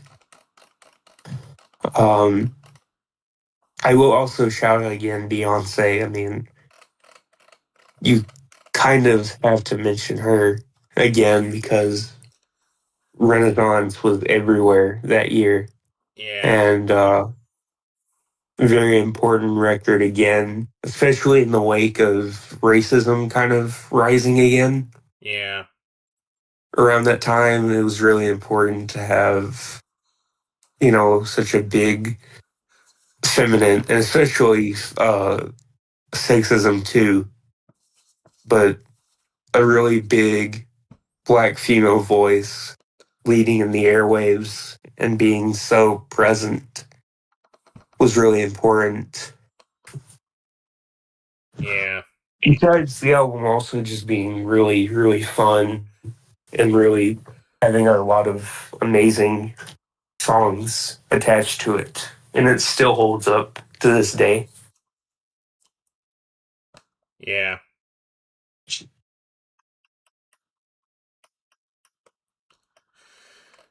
Anyway, I think we can move on because I could talk a lot yeah. Let's about move on while certain we things. can. Yeah. Yeah. 2023. This is an interesting. Holy crap! Wet Dream is now that high. I did not realize this. Like, I remember I did a review of this album back in early 2024, and a lot of people saw that review, which was kind of weird. But now seeing like this album like in the top 10, that's just like I don't know, that's just kind of crazy. But anyways, what I was going to say is that my favorite album from 2023 is It's either After the Night by Paranol, which is like an incredible live album, or it's an album that I've mentioned a couple of times on my channel, but it's not really like a huge album, and no one's ever really heard of it. It's called Thieves Dismay by this artist named Mnolayak T-Stone. I probably mentioned this artist to you, but I'm going to post a link to the album in our chat. But yeah, this is a very interesting hypnagogic pop album. It's kind of Ariel Pink ish in its overall vibe, and I just think it's just really relaxing, and I honestly really love it. Yeah, I think you may have mentioned it like on an offshoot maybe once. Yeah, But that was like I don't know how. yeah. Um,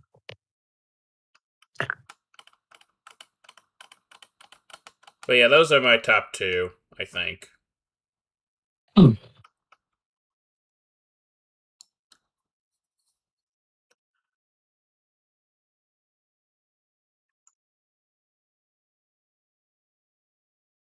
So, um,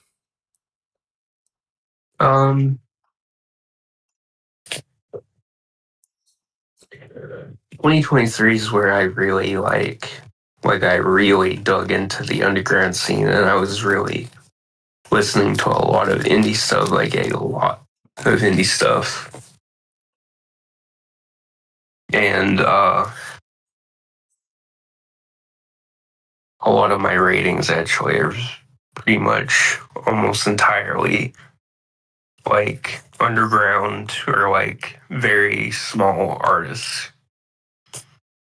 Um, I'm at the point where I'm actually gonna have to go back and look at my ranked list to see what I was thinking.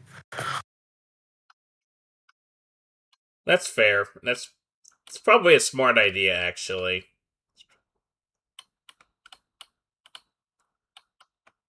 Let's see. Oh man, I was really patronizing my label back then. Because so many of the ones in the top like 30 are like from my label. Or there's a good chunk of them that were friends. Um, I have to mention 2023. I had to mention two of them offhand. Turquoise de Say Bueno. I mean, another a friend of mine and another artist that like just blew up like crazy and deserved every single bit of it. Very, very important album in the atmospheric drum and bass genre, and just a really beautiful album. Um, the fact that they got Asian Glow and Paranol on it is insane. Um, Still crazy to me. Yeah, Um, I had to mention another album that kind of blew up, another indie artist, and this is the year where like indie artists were really like finding their niche and their audience through RIM and other music discussion platforms. But What Is Your Name? The Now Now Never uh is another modern classic post rock album that is really, really pretty and really, really different for the genre. That's also a very, very important staple in this modern post rock sound. Um, and actually is kind of has its own influence of its of itself because of its production choices, and I can honestly hear it in a lot of post rock I still hear and still see. But Wynn still has their own charms and their own whimsies to his own music that not a lot of others do, even if his influence is rubbing off on quite a few up and coming and even legends within the scene too. But or modern day greats as well. Yeah. There's one and it's another. I mean, it's another mainstream or not mainstream. It's um, another indie one that is tragic. Is tragic. Black Market Carts. I mean, Yeah.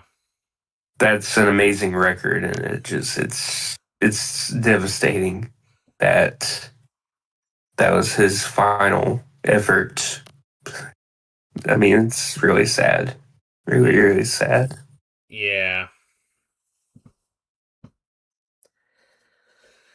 Yeah. God. Okay, But we can move on. yeah, yeah, I'm but yeah, just, we should it probably makes move me on. sad. Yeah. That just makes me so sad. Yeah. Anyways, 2024. Um holy crap, this year is fucking bonkers. Like so many albums dropped in 2024. Like you wouldn't believe how many albums dropped in 2024. It is absolutely insane. Like like what the absolute hell? I don't even know where to start, but I guess I'll say my two favorites. If you saw my list of best albums of 2024, my top two still kind of hold up. Um, Monarch of Monsters by Violet Pony is incredible stuff. It's really just like I know it's kind of a cliche choice these days to say like, oh, Monarch of Monsters is my favorite Violet Pony album, but I don't know. It's just really awesome to hear Violet going in a more rock direction, and I think she really Yeah, nails it. when you know, it's. I mean, it's. There's so much you could say about it.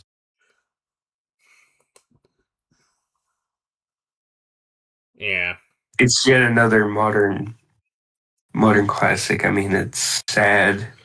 It's really pretty at times. It's brutal.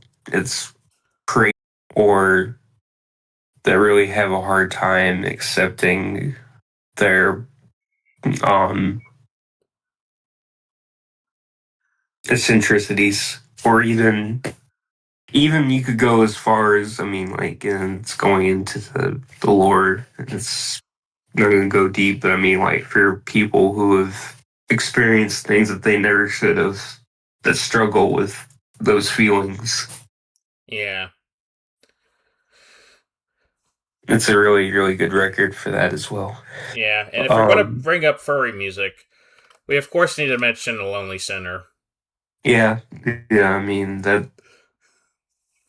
yeah, just a really brutal and beautiful album that, again, another indie artist that just deserved her blowing up. Um, Yeah, if I had to go with another artist, I will also mention Tyler the Creator. I mean, I know we've already mentioned Igor, but don't the Chromacropia is really, really important. I think again, and I think it's kind of. I know it's more mixed among Tyler fans and a lot of mainstream rap fans and even some Rim people. But I think it has a really significant um, mainstay within culture. And just the fact that Tyler keeps reinventing the wheel over and over again. And this is like, I don't know if it's my favorite of his, but it's damn near pretty close. Because it's just so personal and so beautiful. Yeah. Um, I would have to also mention right quick, again, two more indie artists that blew up. I mean, that's become more of a more and more of a precedent thing, which I'm glad. But Spiral Staircase, The Perfect Child, beautiful, sad, devastating transgender record. Yeah. Um, Inspired by like Ebola and actually like a lot of other artists, and it's just a very, very deserving album of its acclaim and its beloved status among the underground scene. Um, and I'm also going to shout out, it's still my album of the year for that year, but Chime, the Chime Interdisciplinary Music Ensemble. Uh, One of my favorite prog albums, point blank. It's gorgeous, gorgeous, gorgeous. Pro immigration, pro trans, anti America, just artsy punk. And it's so, so important. And I think it deserves so much more than what it has now. But it's a really, really incredible record.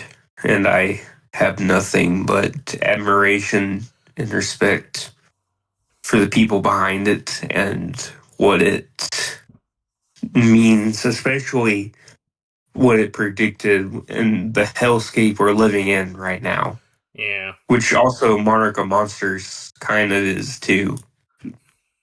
Like, very, and even like you could argue A Lonely Sinner and The Perfect Child too. Like, all four of those are kind of like were made before all of this has been happening the last couple of years, but is very important and very like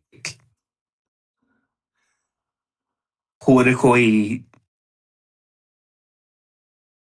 not not intended for politics when they dropped, but are now very important political records and very important protest music. You'd even say, in my opinion. Yeah, that makes sense.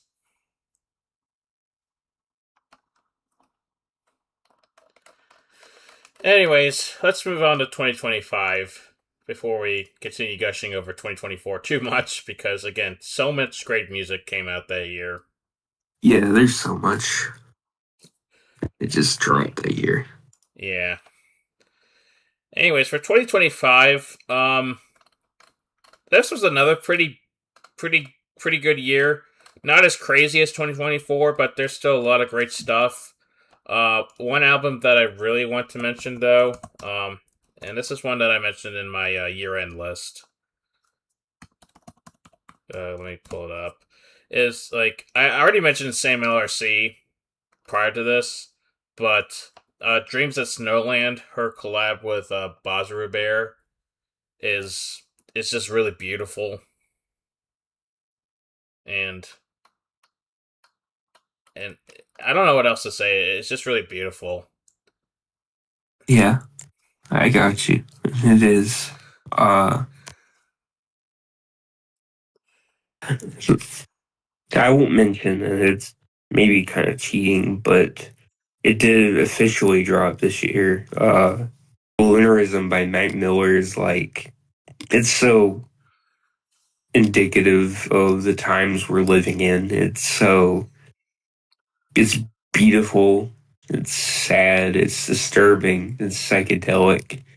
It's very vulnerable and raw, and it's really it makes me cry every time I listen to it at least once or twice because it's so just it's so eerie hearing Mac from come back from just hearing the bars and the lyrics that he wrote during 2015, 3 years before he passed, but 10 years after it 10 years after it was made, and 7 years after he passed, just hearing it's so haunting and it's so beautiful and it's so just amazing and it's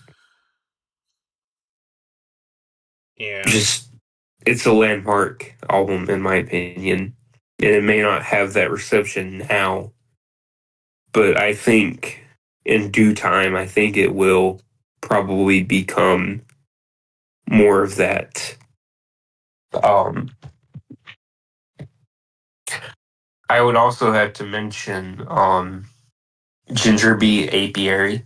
I mean, there's not much uh, screamo that sounds like it.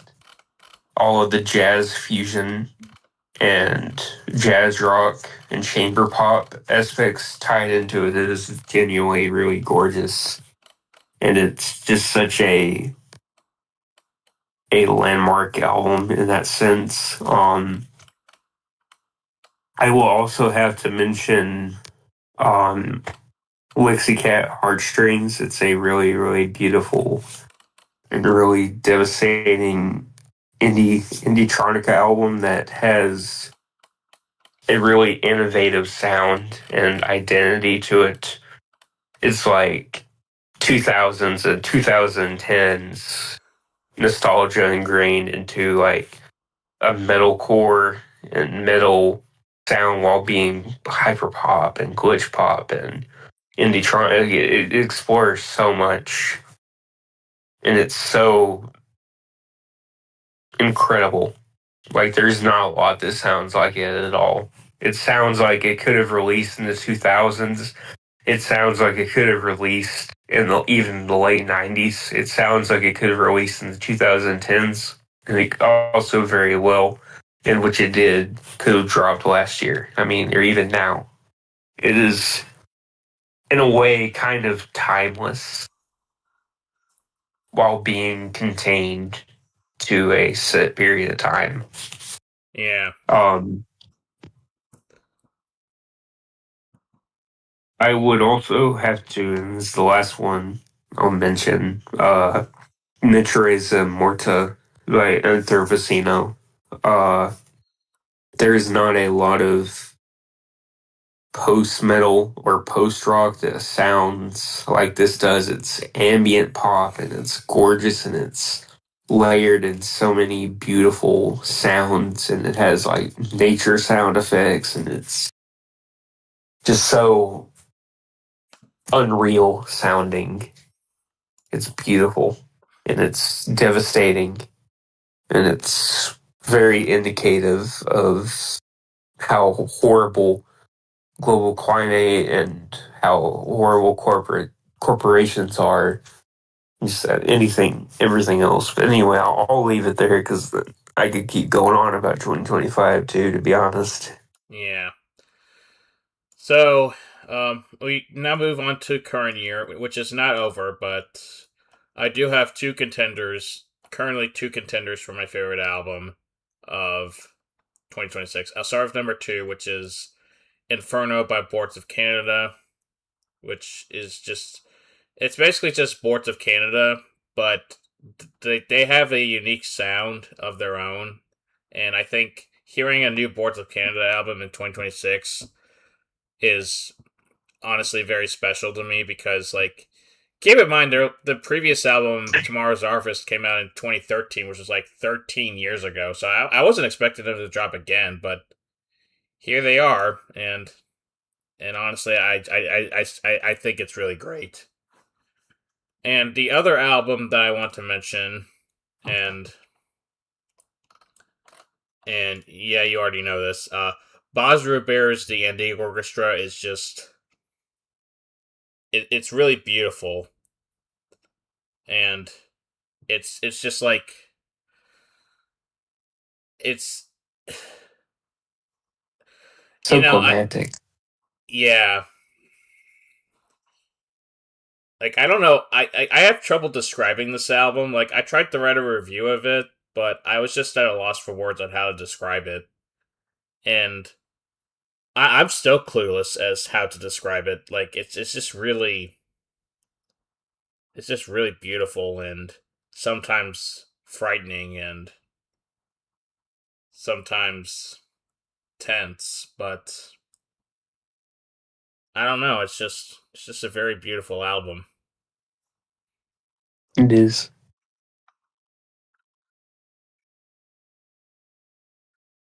Um, I had to mention, and it's two myself. First off, by Storm, my Ghost Go Ghost. This album is really. I could have mentioned by the time I get to Phoenix in 2021, but I think that By Storm may be the better album, to be honest. Which is saying something because that album is still amazing. But this album is so different and it's so minimalistic and sparse, yet there's so much warmth and so much beauty in it. And so it's got so much bass and so much energy to it that not many records in its genres do. And it is so genre bending. It covers so much ground without ever doing so much at the same time. It's just so. It feels like it'll be an important staple in the future because of just how groundbreaking and how different it is for what it is. Yeah, Um, the other one I would have to mention is Marcy Firelive's Sade's Garden or Sade's Garden. I'm not sure which, it's but Sade. yeah, Sade's Garden. Very, very beautiful art pop and sound collage. Her sound is very, very different from a lot of sound collage artists, and she has October 1st is still amazing, but this is her at her best, I think, and it's just really, really gorgeous. And there's not a lot like her music out there right now. Um, there really isn't. And I will also have to mention right quick, because it kind of also feels important to mention these other two, um, or these other three. Heaven Souls, West Side Trapped. I mean, it's sound collage. Like, sound collage is becoming the new thing. Like, epic collage, that sort of genre is becoming really big. But combining sound collage with like jazz funk, and progressive soul is just really, really, really genius, and it's a gorgeous record overall, and it deserves its acclaim. Um, Trespasser by Ruby Red is like insane, like one of the most insane sounding um rap records I've heard in some time. It feels foundation shaking, to be honest.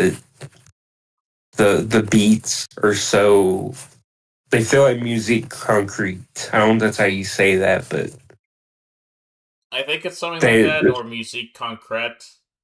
Yeah, they don't even sound like beats at times. They just sound like a bunch of sounds, but the way that they flow over it is so insane. Like it works. It's so wild. Um well, and then I'm going to mention him. Yeah, no, maybe I don't know if you know, but Slayer with Bloodlux. I mean, really, that's he found the next step for Rage. I mean, this is the next step for a lot of Rage artists. They are just gonna follow this record's trajectory and sounds.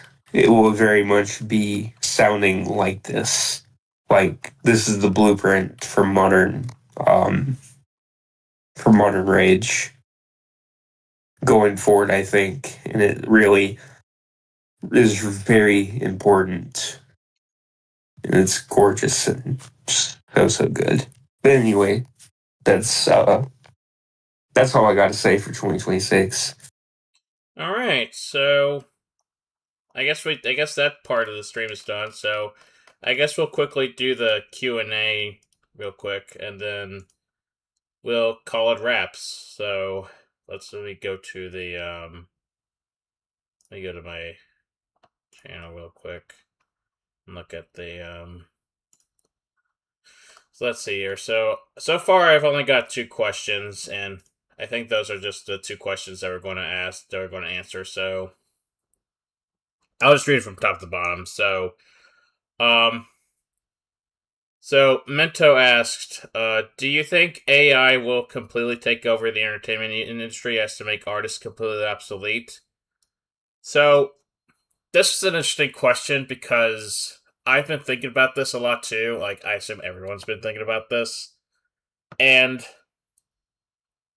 like, I don't know what's going to happen, like, in terms of, like, the industry side of things, but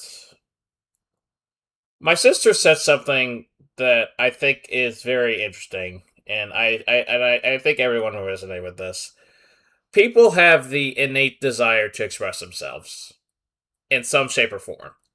And one of those expressions is, of course, art. And, you know, in order to create art, you have to, like, create it. And what's the point in art if you could just enter a prompt and just get, uh, just get an answer out of it? Like, that just feels kind of pointless because that's not really an expression of yourself. That's like an expression of, like, a hodgepodge of, like, other people's expressions. And it's just, I don't know. It's just kind of like yeah, I could see the industry like embracing AI to like create like cheap crap or whatever, but I don't know. I feel like there's going to be like a backlash because like yeah, people want to express themselves, but like on the opposite side, like the consumer wants to hear people's expressions of like their experiences of life and all that. And I don't think and you can't do that with AI art. So, you know. Yeah. There's nothing I could really add on to what you said. I mean, you more or less summed it up Yeah. about the best that you really could. Yeah. And then the last question, um so what city had the best music scene? US or international, whichever is your pick. That's a tough one because um I feel like there's a lot of scenes that I really like, but if I had to pick one, it might be like it might be New York because a lot of my favorite artists and albums are from are by artists from New York, like the Velvet Underground and Sonic Youth, and I mentioned No, this is from New York. What'd you say? Nas. Oh yeah, Nas. No, That no, Nas is you know, the yeah. BC Boys and or Beastie Boys might be New Jersey, I think. I think Mop Deep is from New York.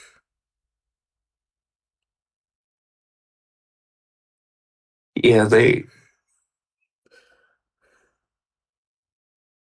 But yeah, no, New no, the York Beastie definitely had a Boys are great New hip York. hop scene Yeah, and a great rock scene, which um, was what I was implying earlier. But yeah, yeah, they got both. Both really good. They have a good jazz scene too. yeah, I think that's going to be my final answer. Is New York? For me personally, I mean, I gotta go with Seattle, like Seattle for the grunge scene. To Yeah, be honest, I mean, a lot of what we have now wouldn't exist without that whole scene kind of existing. A lot of modern genres kind of pull from grunge, yeah, but New York is also really, really, really good. yeah. So, um, yeah, I guess that's it. So, I just want to say, thank you, Rosalie, for being here and chatting with me and all that. And thanks to anyone and everyone who decided to tune in to the stream. And yeah, I guess we'll just call it here. So this has been Cable, and I will see you all. I don't know when, but I'll see you all later. Bye. I